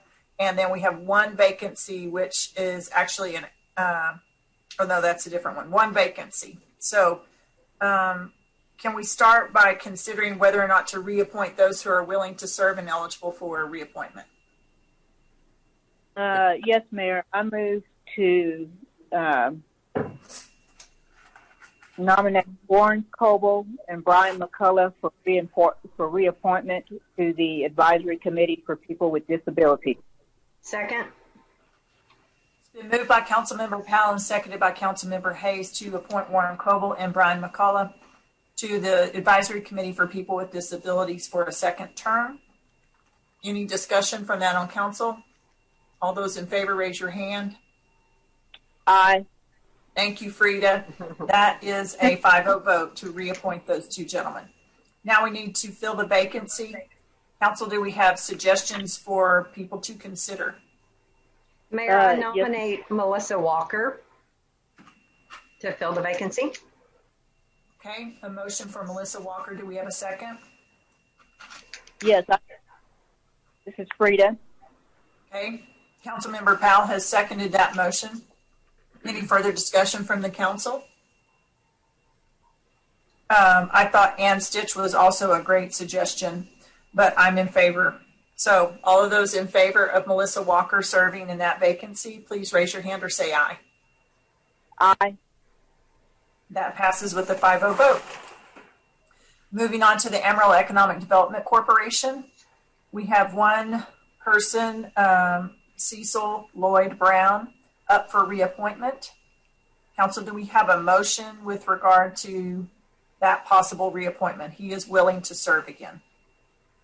Yes, Mayor. I to nominate Cecil Brown or Lloyd Brown for reappointment to the Amarillo Economic Development Corporation Board.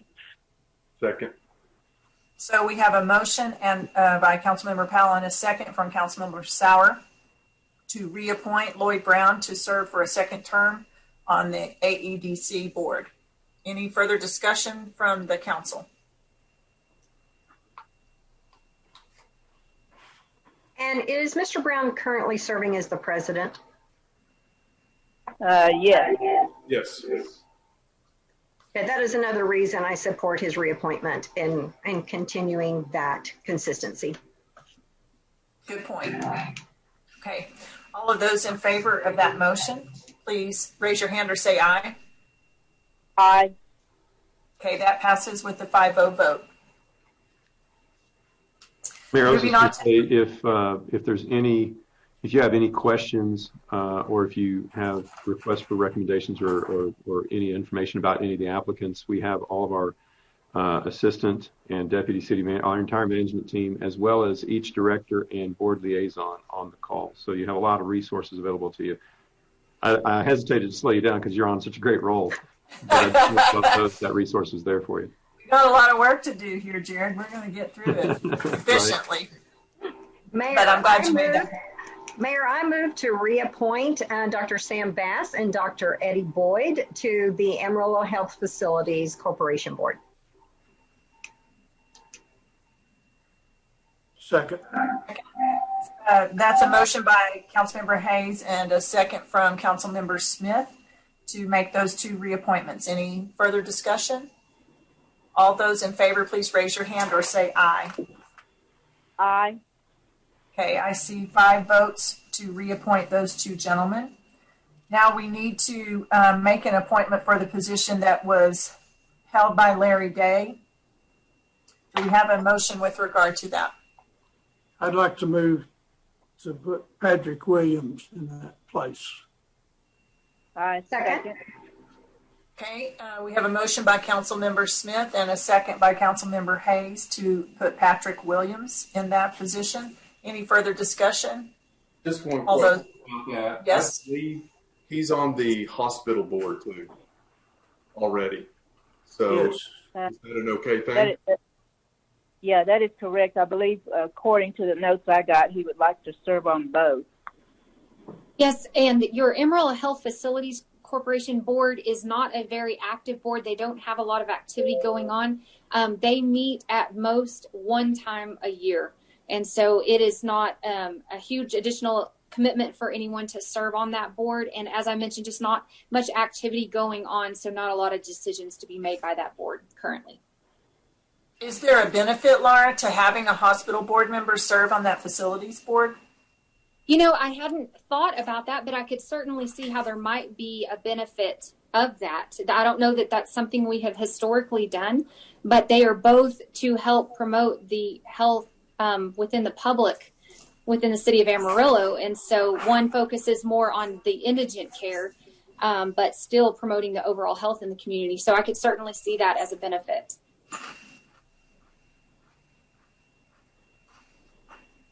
Does anyone have a check or a voice of concern about or want to speak against the motion? No, ma'am. I just wanted to make for sure that, that everything was, there wasn't any kind of questions or anything at all, Yeah, I appreciate the pause to do that. Okay, all of those in favor of appointing Patrick Williams to the Amarillo Health Facilities Corporation motion, please raise your hand or say aye. Aye. Okay, that has 5 votes. Moving on to the Amarillo Hospital District Board of Managers. We have one place for reappointment, and it happens to be Patrick Williams. Do we have a motion for that? I move to appoint Patrick Williams. Second. Aye. been moved by Councilmember Smith and seconded by Councilmember Sauer to reappoint Patrick Williams, who is willing to serve again to another term to the Amarillo Hospital District Board. Any discussion or questions from the council? All those in favor, please raise your hand or say aye. Aye. I think that passes with a 5-0 vote. And then we have one appointment needed. Do we have a motion or a suggestion on who should serve? Yes, ma'am. I move that we nominate Michelle Bonner to that position to replace Sam. Okay. Yeah, can the whole council just second that motion? I mean, everyone say yes, it's a great idea. Yeah. Michelle Bonner? And we appreciate that. Yes, we do. Okay, so we have an official motion from Dr. Sauer and a second from Elaine Hayes. And anybody have questions or comments? All those in favor of Michelle Bonner motion, please raise your hand or say aye. Aye. That passes with a 5-0 vote. Mayor, I'd just like to say that, it's really nice to have Michelle stepping, that losing Sam Lovelady in that position, who has served so well and is so knowledgeable and contributes so much, brings a lot of comfort to have Michelle step into that spot. It's a big responsibility. Yes, I agree. Thank you for pausing to say that. And I just agree with that gratitude towards Sam Lovelady. He and Carol have served this community for so many years. Carol's dad was mayor. And so they have a long history of serving, and we do appreciate them. I'm really glad you paused to say that, Elaine. Okay, moving on to the Amarillo Local Government Corporation. We have 2 people up for reappointment willing to serve. Do we have a motion on that? Yes, Mayor. I move to appoint Michael Hanning and also Paul Matney to be reappointed to the Amarillo Local Government Corporation Board. Okay. So it's been moved by Councilmember Powell and seconded by Councilmember Smith to reappoint Michael Hanning and Paul Matney. Anyone have comments or questions or discussion about that motion? All I can say is both of these men are 2 fantastic community members, and I am very grateful to have them on that board and serve with them. Both of them very bright, bring a lot to the table. It's an honor to be able to serve with them. Great comments. Okay, all of those in favor of the motion, please raise your hand or say aye.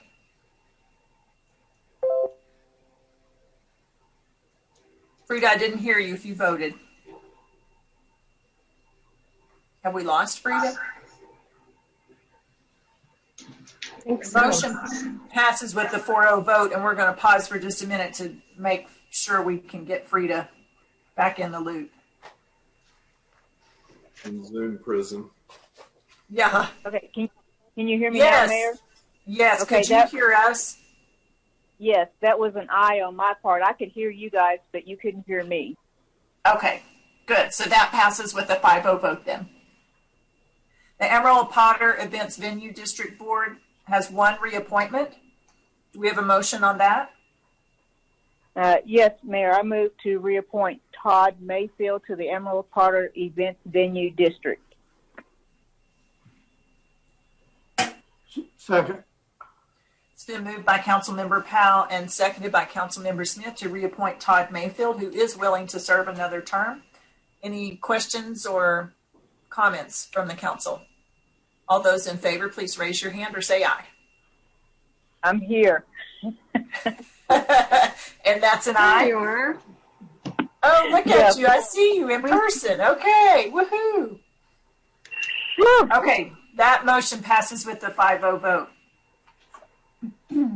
On the Beautification and Public Arts Advisory Board, we have 5 people 5 people up for reappointment, and a recommendation from Sherman Bass, who serves as the staff liaison for that committee, that we stagger their terms. So as you're considering the reappointment of these folks, would you also consider whoever makes a motion assigning years to their terms? before we do that, I'd like to move that Dr. Eddie Sauer remain on that board. You'd like to what him? Did you say Nominate remove? Nominate him. Okay. Wow, that was fixing to be interesting. You're going to motion to remove Eddie off of that committee. That's what I thought he said. Oh my. We get punchy. Yeah, we start getting punchy after we've been meeting for so long, right? Yeah, really. Okay, so you want to back. So Howard has made a motion for Eddie Sauer to continue as our council representative. Do you have a second on that motion? Second. From Elaine Hayes is seconded. Any discussion on that, council? All those in favor, please raise your hand. Okay, I see 4 hands. Eddie, are you willing to serve? Yes, ma'am. Okay, that'll pass with a 4-0 vote. Now, back to reappointing people who are willing to continue serving on the committee. Do we have a motion regarding that? Yes, Mayor. I move to reappoint Sterling McKinney, Rhonda Disforth, Jason Boyette, Andy Wardlow, Denise Chestnut, and Kelly Sims to the Beautification and Public Arts Advisory Board. Second. Thank you for that motion from Councilmember Powell and second from Councilmember Sauer. Councilmember Hayes, did you have a comment? Yes, Yeah. I just wanted to talk a little bit on this board. You know, it's not a very long established board. You know, this is something kind of new. And so I don't have a problem with people staying on. I just kind of want us to be thinking, I do think the rotation of terms that we're fixing to address may take care of some of that. I just want to be sure that we're not just reappointing, especially when there's so many. If there are any individuals we need to be looking at that might also be contributors, and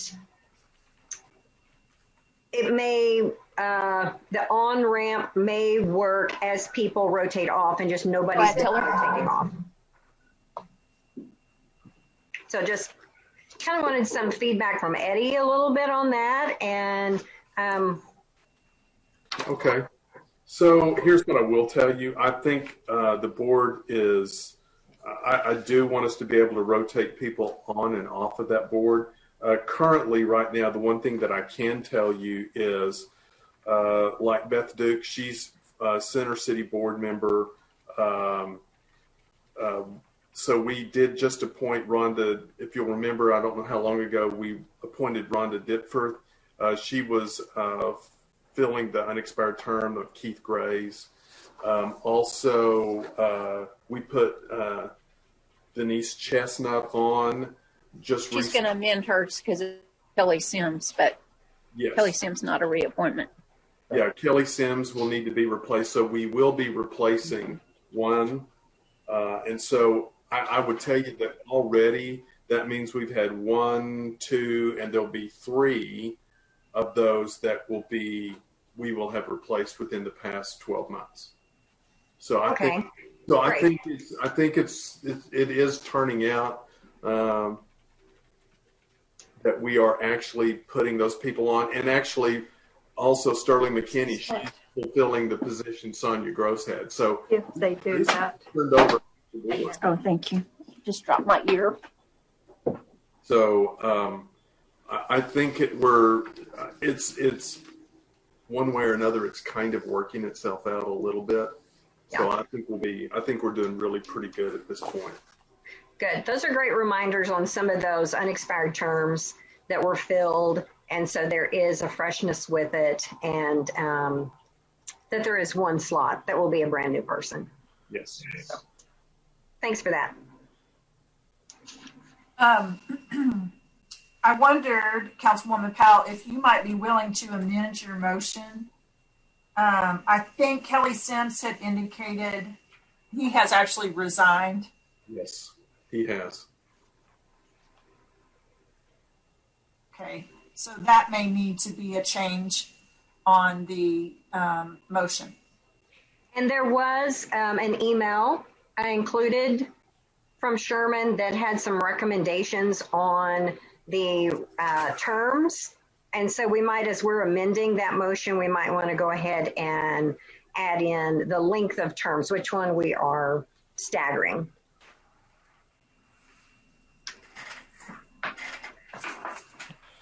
Remind me of the motion that was made. The motion made was to reappoint Sterling McKinney, Rhonda Ditforth, Jason Boyette, Andy Wardlaw, Denise Chestnut, and Kelly Sims. So if you're following along on your sheet, you can see 6 of them are yellow for reappointment, but that Kelly actually has resigned, and he's blue, showing his position needs a new appointment.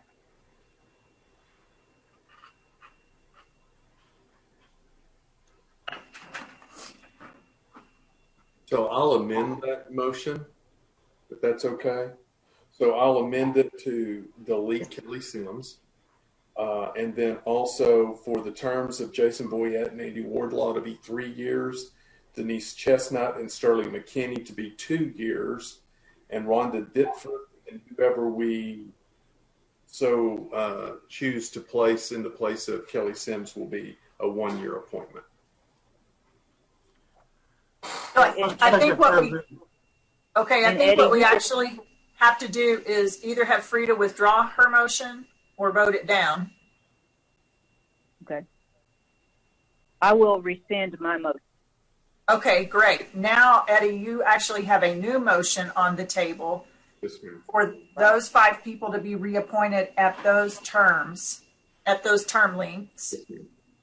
Okay, second. And it's been seconded by Howard already, so thank you, Elaine. But so clearing out our procedure on all of that, I think we now have a motion that we can talk about to reappoint those 5 people at those terms. Any discussion on that? I will say how commendable it is that Jason Boyette, who was one of our first members of this committee, has attended all 26 meetings. Every time this board has met, he has been there. Yeah.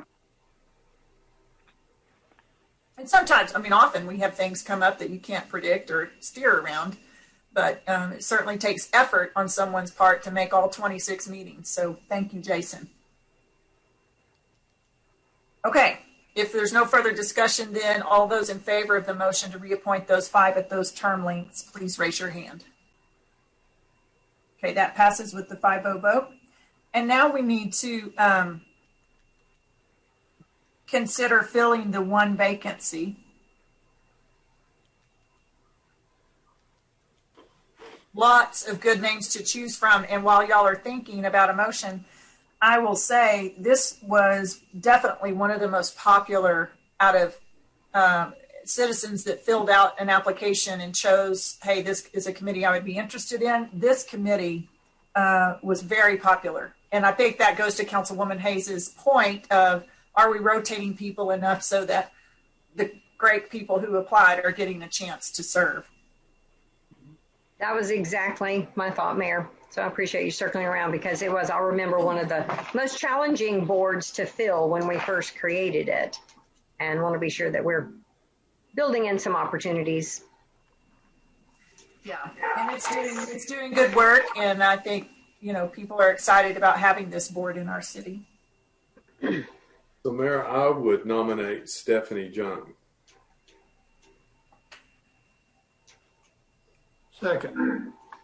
So it's been moved by Councilmember Sauer and seconded by Councilmember Smith to appoint Stephanie Jung into that vacancy. Any discussion or questions about that motion? Mayor, what is her last name again? Jung. J-U-N-G-E. J-U-N-G-E? Yes. So it may be a Y pronunciation, is it, Eddie? Young. Okay. I don't know. You're the one whose daughter has more language skills than I have, so I'm just trying to live vicariously through you, who's living vicariously through Valerie. So yeah. I don't know. All I'll say is, when you take a look at their resumes, her resume Mm-hmm. It's incredible. Yes. Yeah. She is incredible. And I don't personally know her, but I would look forward to meeting her because I would think she would have lots of great ideas. Someone else was asking a question a minute ago and we stepped on it. It was either Elaine or Frida. Eddie answered it. I was kind of asking, I was wanting some support info of why you were nominating that particular person, and you provided it. Yep. I'm good. Here's the only other thing that I will say was originally, and there's nobody there that fulfills this part of it in the applications. So, Kelly Sims was on there, and if you'll remember, originally when we put the committee together, we put him on because he was a landscape person. And that part of the art form we wanted to make for our arts and beautification, we wanted to make sure that we were trying to cover that part. The problem is we don't have anybody with those credentials that applied this time around. So I would just say for the next year that somebody get the word out that we'd really like to end up seeing that possibility of being able to add someone like that to the committee. Because I will tell you, he was a wealth of information.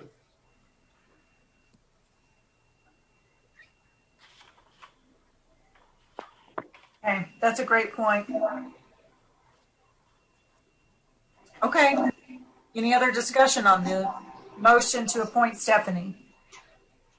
Okay, all of those in favor of that motion, please raise your hand.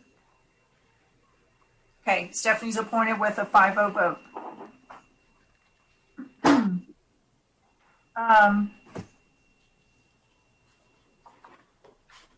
And looking at the Center City Tiers number 1, we have one person, Austin Sharp, who is eligible to be reappointed and willing to serve. Do we have a motion regarding that? Yes, Mayor, I move to reappoint Austin Sharp to the Center City Tiers 1 board. Second. It's been moved by Councilmember Powell and seconded by Councilmember Smith to reappoint Austin Sharp. Any further discussions or questions? All those in favor, please raise your hand. That passes with the 5-0 vote. The Community Development Advisory Committee has 2 persons eligible for reappointment who are willing to serve, Ginger White and Mildred Darden. Do we have a motion regarding that portion of this committee? Yes, Mayor, I move. Go ahead. Go ahead. Go ahead, Frida. Yes, Mayor, I move Ginger White and Mildred Darden to the Community Development Advisory Committee. Second. So we have a motion to appoint these 2 ladies for another term. Any discussion or questions on that, Council? All those in favor, please raise your hand. That passes with the 5-0 vote. We have one appointment needed, and it's an at-large position, which is much easier to make the appointment for than trying to find the target areas. Do we have a motion with regard to a service opportunity there? Mayor. Yes, Mayor, I move to appoint Amanda Halcomb. Second. Okay. We have a motion from Councilmember Powell and a second from Councilmember Hayes to appoint Amanda Holcomb. Easy for me to jump in and second that. I was going to nominate her. That's great. Any discussion or questions? Okay, Elaine, I apologize for that. No, not at all. No apology needed. Tag teaming. Okay. Hearing no further discussion or questions, all of those in favor of the motion for Amanda Holcomb, please raise your hand. Okay, great. That passes with the 5-0 vote. On the Condemnation Appeals Commission, we have 4 people currently serving, all of them up for reappointment and willing to serve. Do we have a motion regarding that commission? Mayor, before we do that, could we get an update on just this particular committee, how frequently they meet, a little bit of their, what their requirements are, what their activities are? Mr. City Manager. Yes, ma'am. I've got Assistant City Manager Floyd Hartman. This is one of his direct reports. So Floyd, take it away. So yes, Mayor and Council, this is was a created board a few years ago when we created the condemnation process to meet state law. So there are some requirements to be on this board. One of those is that you are on the Construction Advisory Appeals Commission, which is the next one. So you have to, there's a prerequisite to be a member. And this is the board that looks at those condemnation appeals process for property being condemned. Do you need more information than that? And how frequently they meet? Is this a monthly that this board reviews appeals, or is it just kind of PRN as there is an appeal that comes through? The process is a very extensive process for condemnation, and it is as we generate those files and have properties ready after we've worked with the owner trying to get a resolution prior to that process. And does that tend to be every month? Does that tend to be on a monthly basis or on a quarterly basis? They don't meet by calendar, quarterly or monthly. They meet when we have a need. But they meet frequently. They probably meet at least every other month. That's answer my question historically, just kind of wanting to know the frequency of that commission. Thank you, Floyd. Thank you. Do we have a motion regarding reappointments? Yes, Mayor. I move to appoint Joel Fabula, Richard Constancio, James Barnes, and Tom Roller, and that is reappoint them to the Condemnation Appeals Commission. Second. It's been moved by Councilmember Powell and seconded by Councilmember Smith to reappoint those four gentlemen to serve on the Condemnation Appeals Commission. Any further discussion or questions from the council? All those in favor, please raise your hand. That passes with the 5-0 vote. The next board, I want to first ask for Floyd to give us just a little bit of, Floyd, can you just give us a little introduction to the Construction Advisory and Appeals Commission? Yes, and Izzy may weigh in on the purpose of the board, but it is for avenue for those areas where there's latitude within the codes and our design projects for construction on site plans typically, such as setbacks and those types of things, where our public and our construction public has an avenue to go appeal certain conditions that they are required to meet. And that Construction Advisory and Appeals Commission would hear those appeals for variances and waivers. Okay, thank you. So council, I see that we need one reappointment on this commission. And do we have a motion regarding that? Yes, Mayor. I move to reappoint Frank Wilburn to the Construction Advisory and Appeals Commission. Second. It's been moved by Councilmember Powell and seconded by Councilmember Smith to reappoint Frank Wilburn, who is willing to serve for another term on the Construction Advisory and Appeals Commission. Further discussion, council, on this? One question on just from the community perspective, when appeals come before this, and it's basically overturning a city staff decision, what would you say, Floyd? How frequently are those appeals successful? Because typically it's the ordinance what qualifies for that. So, it's not frequent that they overturn, but there are occasions where there's a more objective view from just a practical application of a rule that doesn't apply in this case. So more than not, they're not granted, but they are granted. And this commission actually has authority to do that. That, I want to be sure we're just not checking the box that we have a requirement to have this, but for our citizens to know that there really is a path for resolution of grievances. There are some things that are not available for this committee, but what is defined in the ordinance, this is where it goes. So yes, there are some things that you can't forgive, life safety issues, but some of those things that are different requirements that are not necessarily life safety can come to this board. Thank you. Sure. Okay. All of those in favor of the motion then, please raise your hand. That passes with the 5-0 vote. We really need to appoint someone to fill the position listed there. Do we have a recommendation for someone to serve in that other position? Mayor, I move that we nominate Robert Martin. Second. Okay, we have a motion from Councilmember Seller and seconded by Councilmember Hayes to appoint Robert Martin to fulfill that term through December of 2021. Any discussion or questions from the council on the motion? All of those in favor, please raise your hand. Okay, that passes with the 5-0 vote.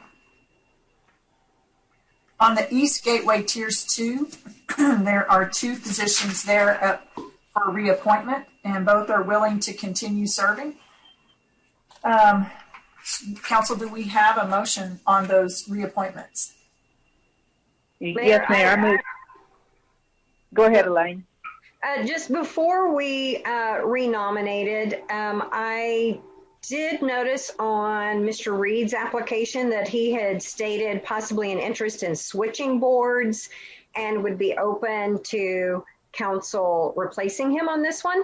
And so I want to be sure that we are noting that, it is asking a lot for people to serve. And if they express an interest possibly in switching, if somebody else knows some other individuals from those applications that they think would be a good fit, this would be a good opportunity to slide them into that spot and save Mr. Reed for a different board.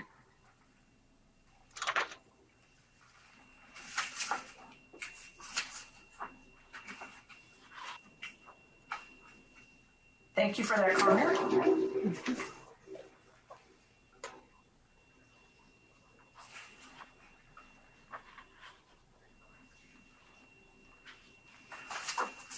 Do we have a motion then on these 2 positions, possibly just 1 position?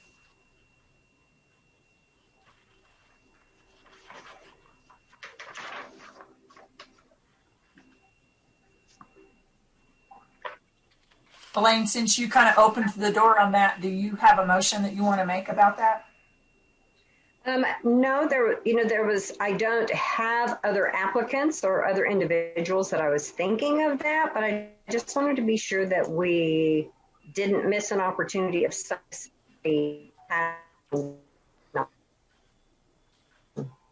I'm not sure this is a board that has gotten a lot of awareness, kind of what it does. We didn't have a lot of applicants for this board.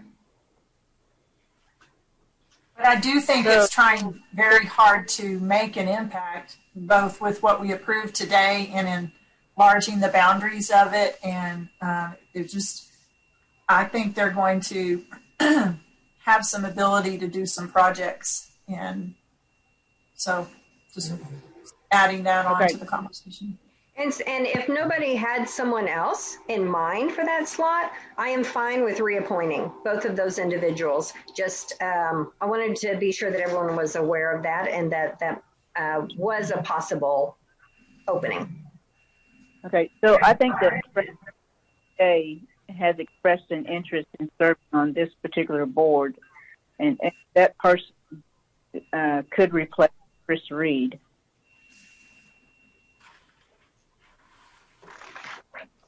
I might have missed that last little comment that you said, Frida.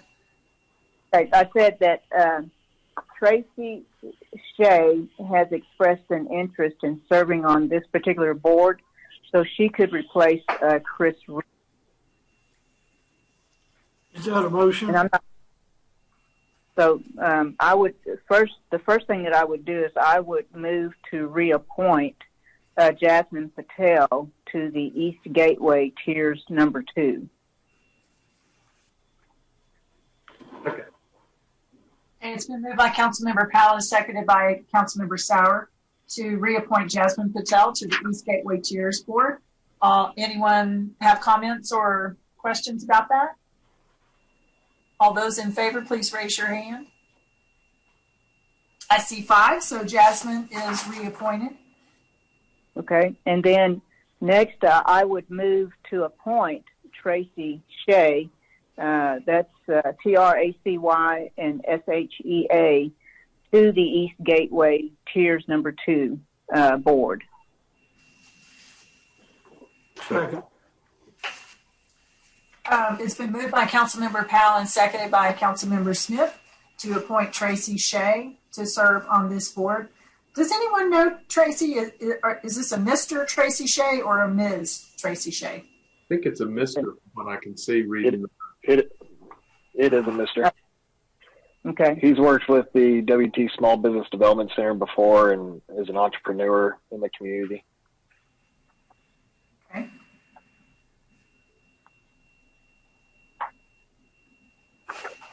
I thought it was so helpful every time someone took the time to attach a resume to their application.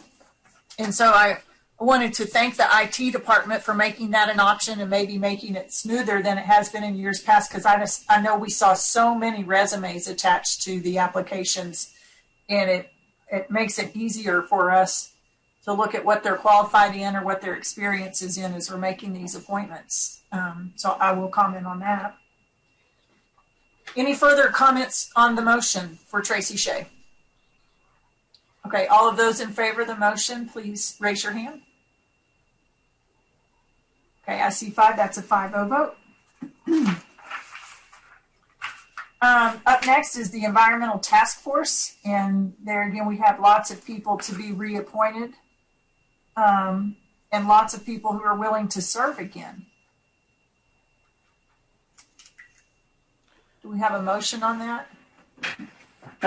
Yes, Mayor. I move to reappoint Adam Scher, John Ryan Zimmer, Howard Smith, David Moody, Roger Glow, Tim Dillon, and Blair Snow to the Environmental Task Force Board.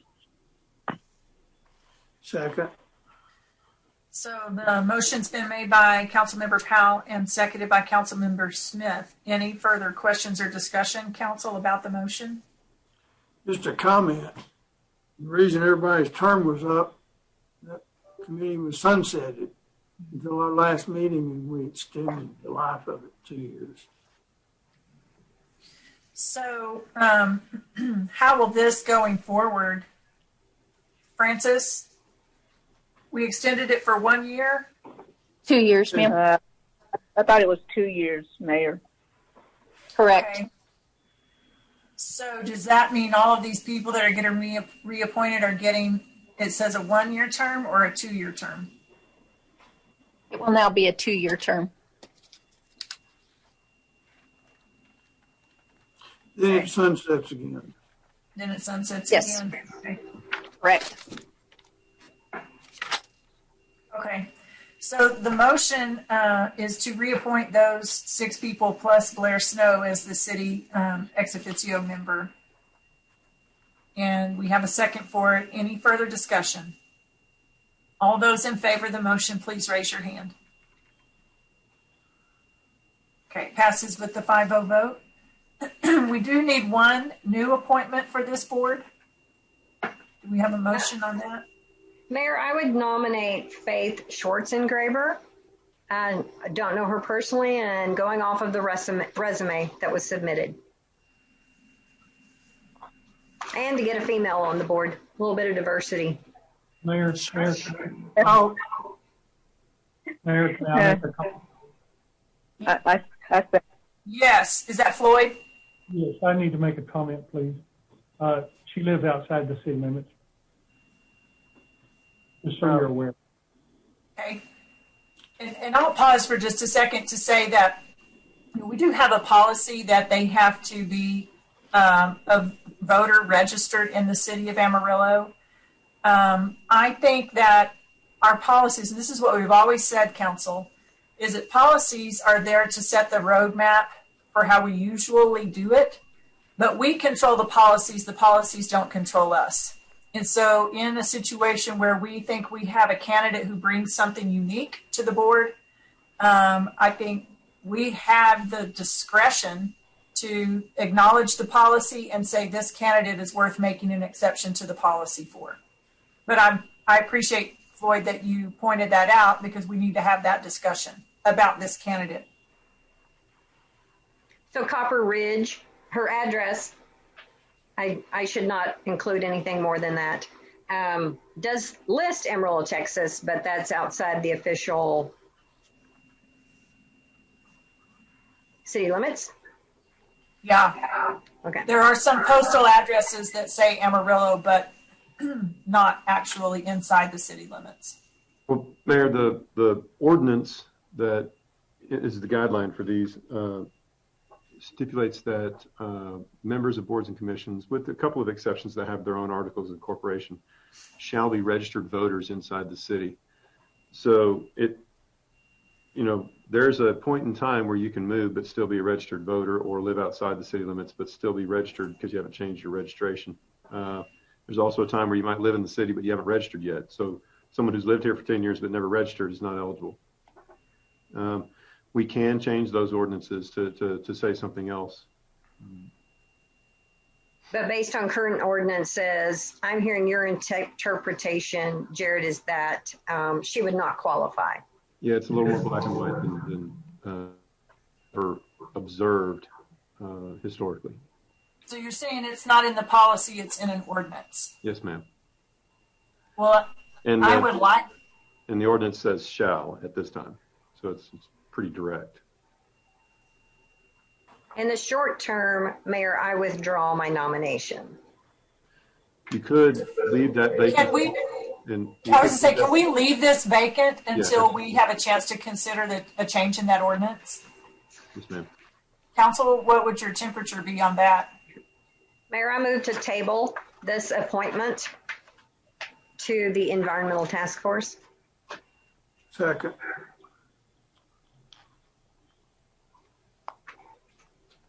I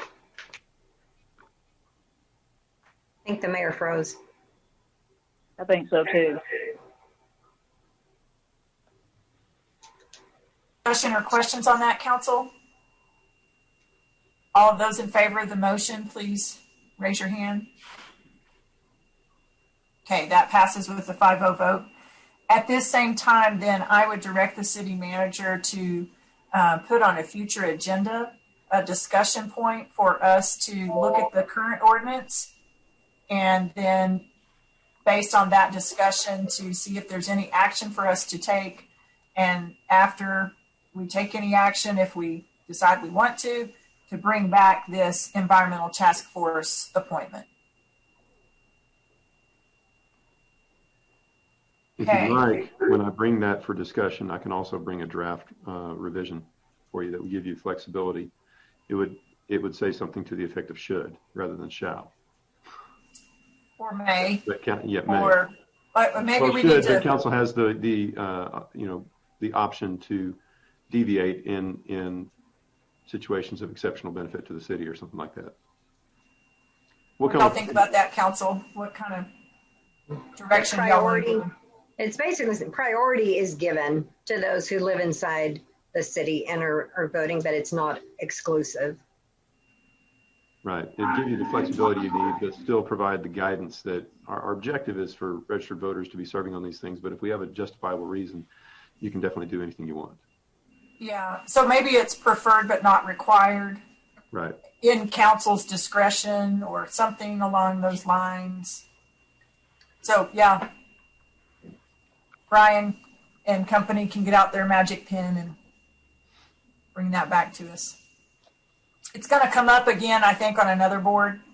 And there was one other applicant I noticed, Maddie Bean, who works with the Texas Tech system here in town, is just really sharp and hardworking, has good creative ideas. She lives in Spearman. And I was very humbled to see that she wanted to serve on an Amarillo board. She works in our city at one of a very important partner. And I just thought that was great that she wanted to serve on a board. And that policy or that ordinance would affect her application as well. Okay, so we paused on Environmental Task Force, need to move on to Greenways PID. We see one reappointment for Seth Thomason. He's willing to serve, so could we get a motion on that? Yes, Mayor, I move to reappoint Seth Thomason to the Greenways PID board. Second. It's been moved by Councilmember Powell and seconded by Councilmember Smith to reappoint Seth Thomason to the Greenways PID board. Any further discussion or questions? All those in favor, please raise your hand. Okay, that passes with the 5-0 vote. We do need to make 2 new appointments to that board. Do we have a motion suggesting possible people to fill those positions? Yes, Mayor, I move to appoint Tommy Stafford and also Jeff Greenlee to the Greenways PID board. Second. Okay, so it's been moved by Councilmember Powell and seconded by Councilmember Hayes to appoint Tommy Stafford and Jeff Greenlee to this Greenways PID board. Any discussion on that motion? I don't know about the Greenlee guy. I got my concerns there. Some sketchy people. I love seeing city staff that's now they got all this free time on their hands. They're willing to serve on boards and commissions. I think that's fantastic. Outstanding. Okay, if there's no comments on that, then all those in favor of that motion, please raise your hand. Okay, that passes with a 5-0 vote. On the Library Advisory Board. Mayor, can I make a comment? We just voted on Seth Thomason, but it shows on my sheet that his term is up May 8th of 2021.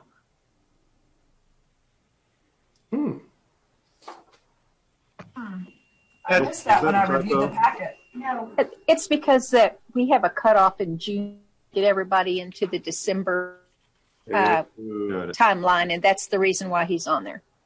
Okay. And also the reason his date is a little bit different is because he was appointed to fill a term. So when is his term up? Good question. We will change that so it's the December 3-year term, 2023. Okay. Okay. Good catch, Howard. That was good to get explanation on that. Thank you, Francis. Okay, back to the Library Advisory Board. 2 appointments needed. Let's take them separately rather than putting them together on one motion, please. Oh, okay. All right. So I move to appoint Bruce Fielder to the Library Advisory Board. Second. It's been moved by Councilmember Powell, seconded by Councilmember Smith to put Bruce Fielder on the Library Advisory Board. I'll take a minute here just to say that I was very impressed with the resume for Howard Rodriguez Maury. So just in steering where we want to go maybe with a second appointment, I want to put that name out there. I was also impressed with Kyla Hashmi's resume. So other council thoughts on that? If y'all missed Howard's resume for this area on the Library Advisory Board, there's probably nobody more qualified in the entire world than him to serve on this board. Yeah, I had his name in that vacancy as well. Yeah, it was very impressive.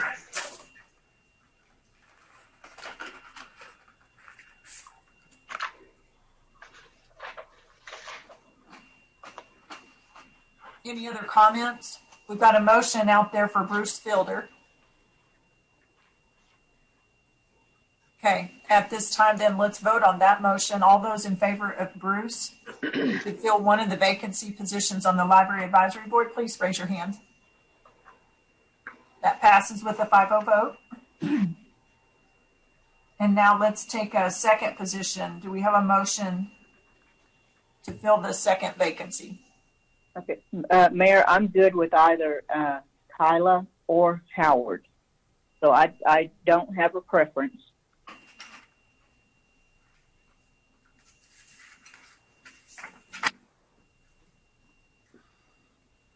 I would make a motion for Howard Rodriguez Mori to serve in that vacancy. Second. It's been moved by me and seconded by Councilmember Sauer to appoint Howard Rodriguez Mori into the second position on the Library Advisory Board. Any discussion or questions from council? All of those in favor of that motion, please raise your hand. Okay, thank you. That passes with a 5-0 vote. For the Parks and Rec Board, we have 2 reappointments, Terry Price and Luke Austin. We have a motion with regard to those positions. Yes, Mayor. I move to reappoint Terry Price and also Luke Austin to the Parks and Recreation Board. Second. It's been moved by Councilmember Powell and seconded by Councilmember Smith to make reappointments for Terry Price and Luke Austin. Any further discussion or questions regarding that motion? All those in favor, please raise your hand. That passes with a 5-0 vote. We've got 5 vacancies that we need to fill, but before we address those, let's just take note of Angela Harney, who has business interests in our city, has recently moved out of state. I do not know whether she considers her residence to be in Amarillo, whether or not she's still voting in Amarillo. But if we made a change on the ordinance that allowed us some flexibility there, then we wouldn't really even have to address her. We could just, on the merits of her service, as long as she's making meetings and attending meetings, we could choose to leave her on there without her residency being in question. So I'm just going to point that out to you guys and ask if anybody has a problem if we just put that issue on hold until we consider a change in that ordinance. Nope. Okay. So I'm going to take your silence as no, that's okay. Let's just put that on hold. So now back to filling those 5 appointments. Probably we need to take them individually. Just gives you guys, all of us, the chance to take each candidate, talk about them. So someone want to jump out with a motion on somebody they want to see serving on that board? Well, I think all of those individuals actually indicated they did not want to be reappointed because it raised a bit of a question to me why so many people are stepping down at once. Maybe it's coincidental, but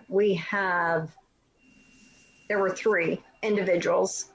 There are 2 vacancies that we're needing to make an appointment, but the 3 individuals actually are stepping down.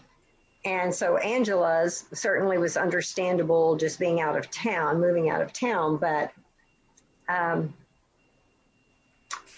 this used to be a board that was very high interest, people wanting to serve, and then everyone stepping down at once. I'm just saying I'd kind of like to know what's going on with the board. Okay, now my take 3 individuals want one more term. So is that still the case, or has that changed? Say that one more time, Frida. Those 3 individuals wanted to serve 1 term. So has that changed or different? They have served 1 term.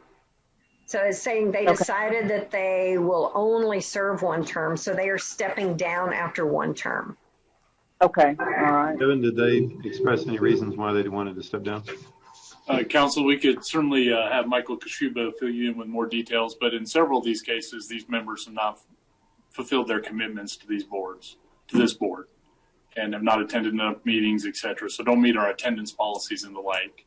If I can, I'll have Michael Kashuba get on. He can give you maybe some more specific details with each individual. Absolutely. So on the vacancies, obviously, we had 1 park board member that was moving out of the area. Another one had family medical issues that they needed to address. So that's where we got the 2 vacancies. And then the other 3 members just expressed that their workload is too much to be able to balance both the board and their current workload. So that's why those 3 have decided not to be considered for reappointment.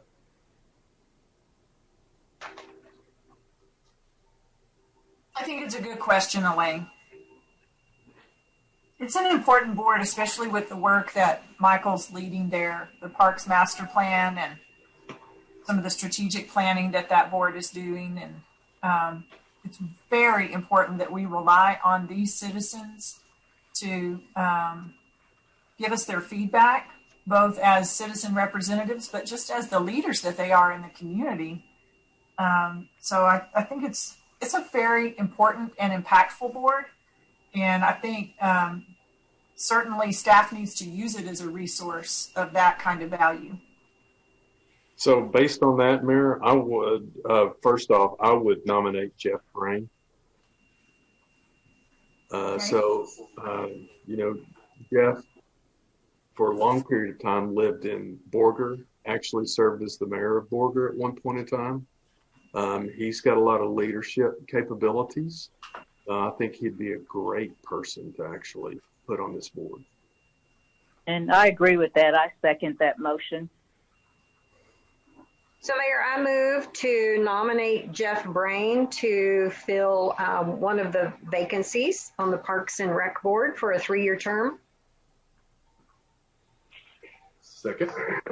Okay. So it's been moved by Councilmember Hayes and seconded by Councilmember Sauer to appoint Jeffrey Brain to this Parks and Rec Board.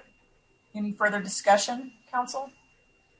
All those in favor, please raise your hand. Passes with a 5-0 vote. He'll be an excellent member. So congratulations, Michael Kashuba. You now have a mayor on your Parks and Rec Board. Okay. Mayor, just another comment on that. I think in the past, especially the Parks and Rec Board was pretty heavily weighted towards golf.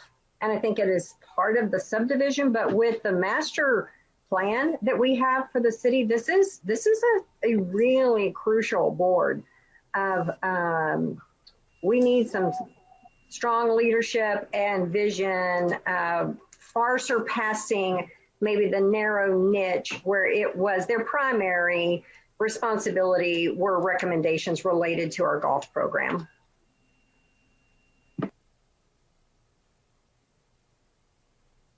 Mayor, you're muted. I apologize. I've just asked Stephanie to mute everyone. If y'all can use your space bar, and Councilmember Hayes, if your space bar is not working, I understand.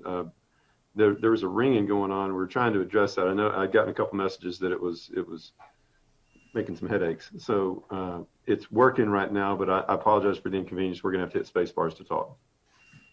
No problem. Thanks for letting us know.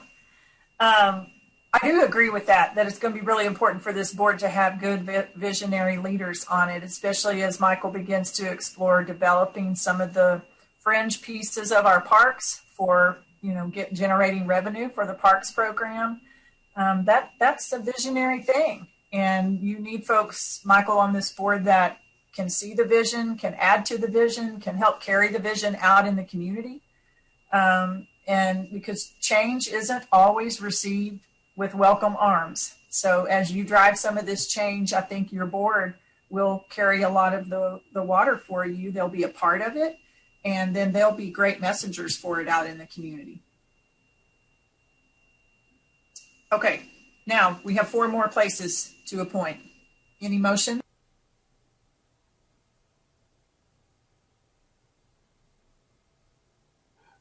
Mayor, I'll nominate Eric Hunter. Second. It's been moved and seconded. It's been moved by Councilmember Sauer, seconded by Councilmember Hayes to appoint Eric Hunter. Any discussion on that, council? I'll just say I've known Eric for a long time. I had him whenever we were teaching Sunday school in Paramount Baptist Church in the college and career department. And I've known him for that, and that's been quite a while. And he's been out on the mission field, was in either Turkey or Greece for a period of time, and he's back in town. I think he's got a broad breadth of knowledge, and he's got a really level head, and I think he would be able to help think through things and make good decisions. Good, thank you. Any other questions or comments? All those in favor of Eric Hunter's motion, please raise your hand. Okay, that passes with the 5-0 vote, and we've got 3 more that we need to fill. Mayor, I had a question possibly for Andrew, if he thought Mr. Reed would be a good fit on this board. Hate to put you on the spot, but it is putting you on the spot, and it's fine to think that he would work better in a different slot. But did just want to pass. My brief conversation with him is that he was more interested in different economic development related boards, at least in the short conversation I had with him. So I'm not sure if he'd be interested in parks. Mayor, it is about to be an economic board. We're hoping it will be an economic board. That's true. We're looking for economic opportunities out of this sector of our city. Given some of the conversation that's happened on this topic so far, it might be, and we've done it in a couple of other boards, it might be useful to fill one of those vacancies with a council member. In many cities, it's common to have a council member on a board like Parks and Recreation. Just throwing that out there for food for thought.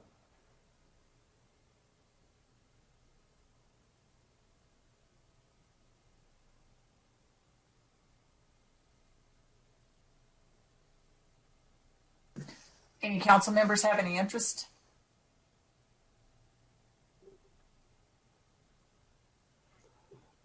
Well, I've got interest. I'm not sure if I got time. That's why I'm asking how often they meet. Well, another thing that we could look at over time, and we could do this at whatever pace council is comfortable if you wanted to. Another thing that's very common in parks boards is that the Arts and Beautification Board is a component, or the Arts and Beautification activity is a component of the Parks Board. So we could re-envision how those things work, because in many cases, public art displays, signal art programs, mural art programs, those are all brainchilds of a very imaginative park staff. And that's how it happened in, well, really the 2 large cities that I came from. But that doesn't mean that that's the only way to do it. But that could address some of the challenge with time for Dr. Sauer, where those things would be considered at one body rather than at 2 separate bodies. Well, I'd be glad. I bet I can work it out. I'd be glad to. I was going to follow up with also, I think it would be a good move to have a permanent council member on this board, especially with what we're looking at, the needs, how much we have invested in gathering data and research about this part of our overall budget. And I think that it would be helpful. I hear some frustration sometimes individuals on the board are just feeling connected back to the council. And so I do support that, and I actually would be willing to serve in that role. I kind of want to think a little bit more or hear a little bit more about combining those. We're kind of, we've combined some other committees. I'd want to think through a little bit more about that before we made that transition to combine those. Kind of think through pros and cons of that. Talking about combining them, I think I would rather hold off combining for maybe another couple of years until the beautification part of it gets maybe a little bit more complete. We're talking about making a beautification project and an art, the mural project that we do every year, and doing a beautification project that got put on hold last year, but will come back up this year. So I would like to see those kind of be in place and pretty steady before I would really want to talk about folding the two committees into one. I agree with that, Eddie. That you expressed kind of what my concern was. And I know that it's impossible for a council member to serve on all these committees. It's just not physically possible. Certainly with the size of council that we have. But I do know that I learn so much of what's going on with the different committees and boards, hearing the reports back when there's been a council member sitting there and giving that feedback. And so just based on the significance of some of the work that is in front of the Parks and Rec Board, I do think that it would be good to have a permanent, at least for now, that a city council member would fill one of those vacancies. And I'm not going to arm wrestle. If somebody else is interested in that as well, I will certainly step back, but I would be happy to step in and fill that role.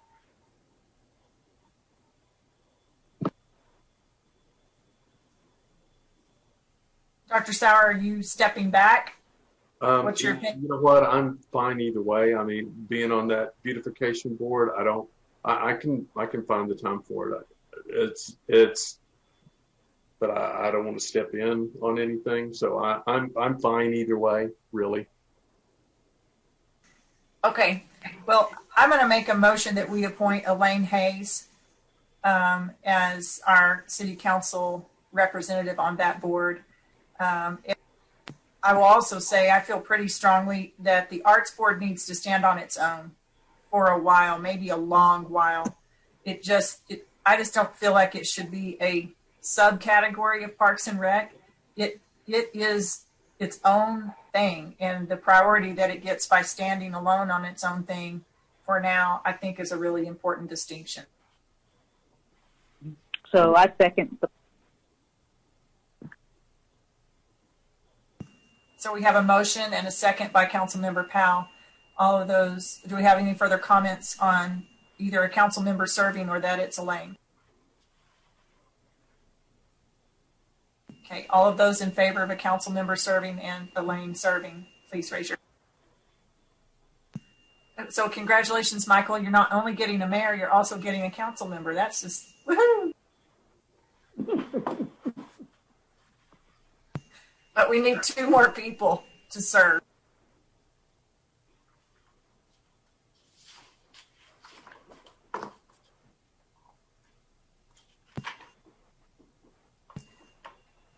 I would put out Jonathan Grammer, and I'd be happy to make a motion appointing him. And I'll second it. We have a motion and a second for Jonathan Grammer to serve on the Parks and Rec Board. Discussion, council.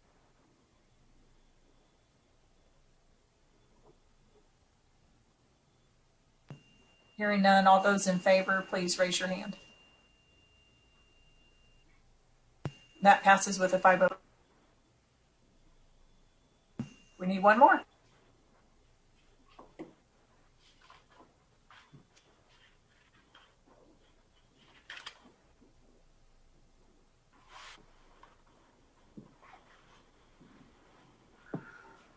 Mayor, could we possibly table filling that vacancy until staff has a chance to maybe reach out to Mr. Reed and see if kind of with the new vision, the direction we're going, if he would be interested in serving on that board? Is that a motion? Not necessarily, just asking the question. Second. Why don't you make it a motion?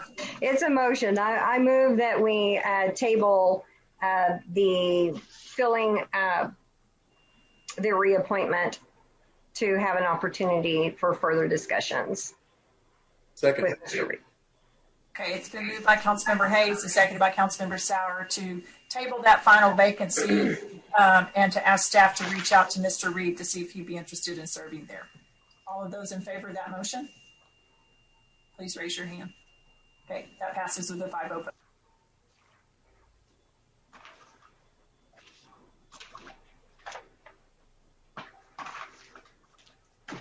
Okay, on the Pinnacle PID, we have 3 reappointments. Do we have a motion regarding that?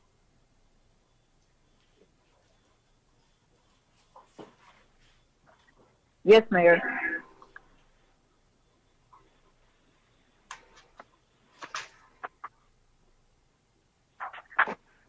Lost my place just a moment here. I move to reappoint Turner, Mark Franklin, and Wendell Davey to the Pinnacle PID board. Second.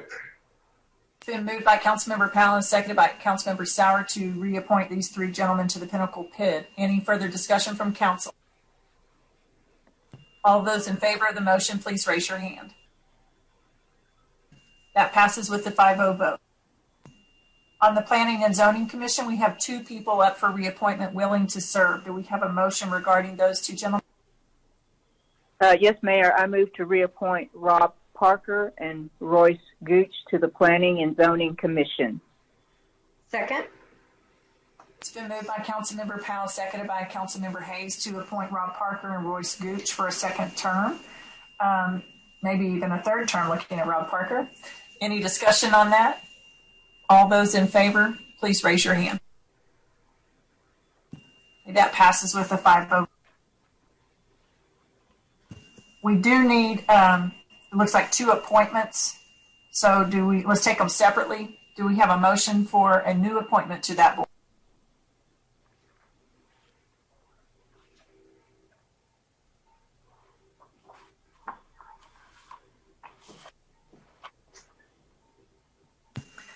I'll make a motion with regard to Fred Griffin. He's a local real estate attorney, will have lots of good experience and input on that board and is willing to serve. I'll second. So it's been, I moved it, seconded by Howard Smith to appoint Fred Griffin to the Planning and Zoning Commission. Any comments or questions, Council?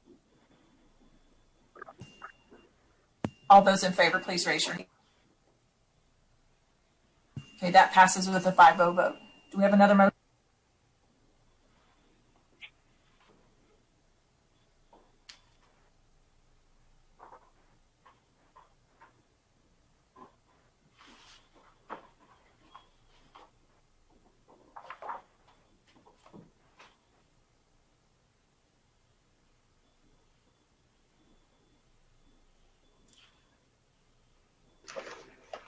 Mayor, you're muted.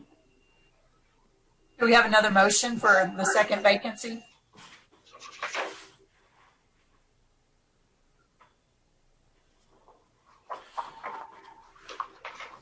Mayor, I'll move to nominate Renee Whitaker. Second. We have a motion from Councilmember Sauer and a second from Councilmember Hayes to appoint Renee Whitaker to the Planning and Zoning Commission. Any discussion or questions from council? All those in. Go ahead, Eddie. I was just going to say, I've known Renee for a long time. I think she'll be great. And it's always great when you start seeing other people who want to be involved on committees that haven't ever done it before. So I think this would be an awesome opportunity. Good. All those in favor of the motion, please raise your hand. That passes with a 5-0 vote. Point West PID needs a reappointment there for Dick Fawcett. Do we have a motion on that? Yes, Mayor. I move to reappoint Dick Fawcett to the Point West PID board. Second. It's been moved by Councilmember Powell, seconded by Councilmember Smith to reappoint Dick Fawcett to the Point West PID board. Any further discussion or questions? All those in favor, please raise your hand. Passes with a 5-0 vote. The Ports to Plains Board of Directors, we need a reappointment, looks like for Kevin Carter, and he's willing to serve. Do we have a motion? Yes, Mayor. I move to reappoint Kevin Carter to the Ports to Plains Board of Directors. Second. It's been moved by Councilmember Powell and seconded by Councilmember Smith to appoint Kevin Carter to the Ports to Plains Board of Directors. Any questions or comments? All those in favor? Oh, Elaine, you have a question? I would comment that possibly on a future agenda to have an update from Kevin of just kind of what's going on with that committee and board. And it's a great idea. They just have had some things happen that really have made some big shifts in their project. So that's a great suggestion. Mr. City Manager, you mind getting that on either December or a January agenda? Yes, ma'am. We will shoot for December. Just depends on his availability. And I'll also give a nod to the city manager who's been working alongside Kevin on this feasibility study, economic study that that TxDOT's been doing. And they'll give you a report on that. But Jared's put a lot of hours into that over the last 6 to 9 months probably. And I appreciate the work you've been doing on that, Jared. Right, that product is finished, and we could actually probably do all that together at the same time, unless we look at it and just determine they're not germane enough, and that we'll set them up as 2 separate reports on separate days. sounds great. Thank you. Did we vote on that motion? No. Okay. Sorry. I think we need to vote on that motion to appoint Kevin Carter. All those in favor, please raise your hand. That passes with a 5-0 vote. Thank you. And Texas Panhandle Centers, we have 2 reappointments possible and both willing to serve. Do we have a motion for that? Yes, Mayor. I move to reappoint Linda Bryan and Jerry Williams to the Texas Panhandle Centers Board. Second. It's been moved by Councilmember Powell, seconded by Councilmember Sauer to reappoint Linda Bryan and Jerry Williams. Any further questions or discussion from the council? All those in favor, please raise your hand. Okay, that passes with a 5-0 vote. The Traffic Advisory Board needs 3 reappointments, all of whom are willing to serve. Do we have a motion on that, Council? Yes, Mayor. I move to reappoint Scotty South, Charlie Graham, and Jimmy Muncie to the Traffic Advisory Board. Second. It's been moved by Councilmember Powell, seconded by Councilmember Hayes to appoint these 3 gentlemen to the Traffic Advisory Board. Any further discussion from the council? All those in favor, please raise your hand. That passes with a 5-0 vote. The Zoning Board of Adjustment has 4 reappointments. Floyd, do you need to give us an explanation on this board? Yes, Mayor, please, if I could for a moment. You have the 4 reappointments, which are the voting members. Staff is recommending reappointment of Paul French, Craig Davis, Chris Reiner, and Corey Mathis.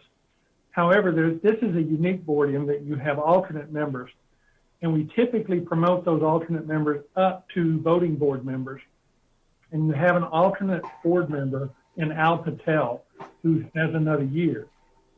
So you do have the option of putting Al Patel as a voting member and moving one of these to a non-voting member.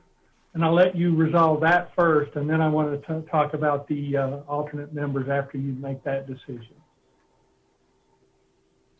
Mayor, my only other question on this would be just noticing that Mr. Davis and Mr. Reinhardt had been serving since 2013.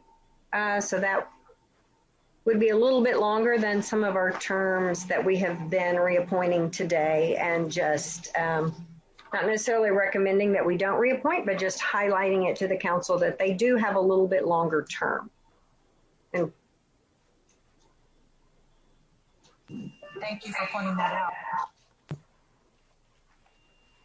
So I think I understand Floyd to be saying that we could appoint Al Patel into one of those reappointment positions if we didn't want to extend some of those longer serving members. Is that what you're trying to say, Floyd? Al Patel is eligible to be a voting member for his final year. However, all 4 of these could be reappointed as voting members. So you have the option on the 4 voting members of these 4 or to insert Al in there and designate one of these as an alternate.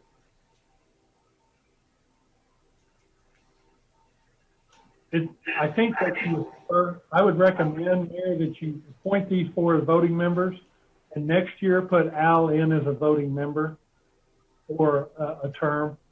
And typically Al would go up now, but there's just not room in the way this works. So I would recommend you reappoint these 4 as voting members this year and next year put Al on for a full term as a voting member.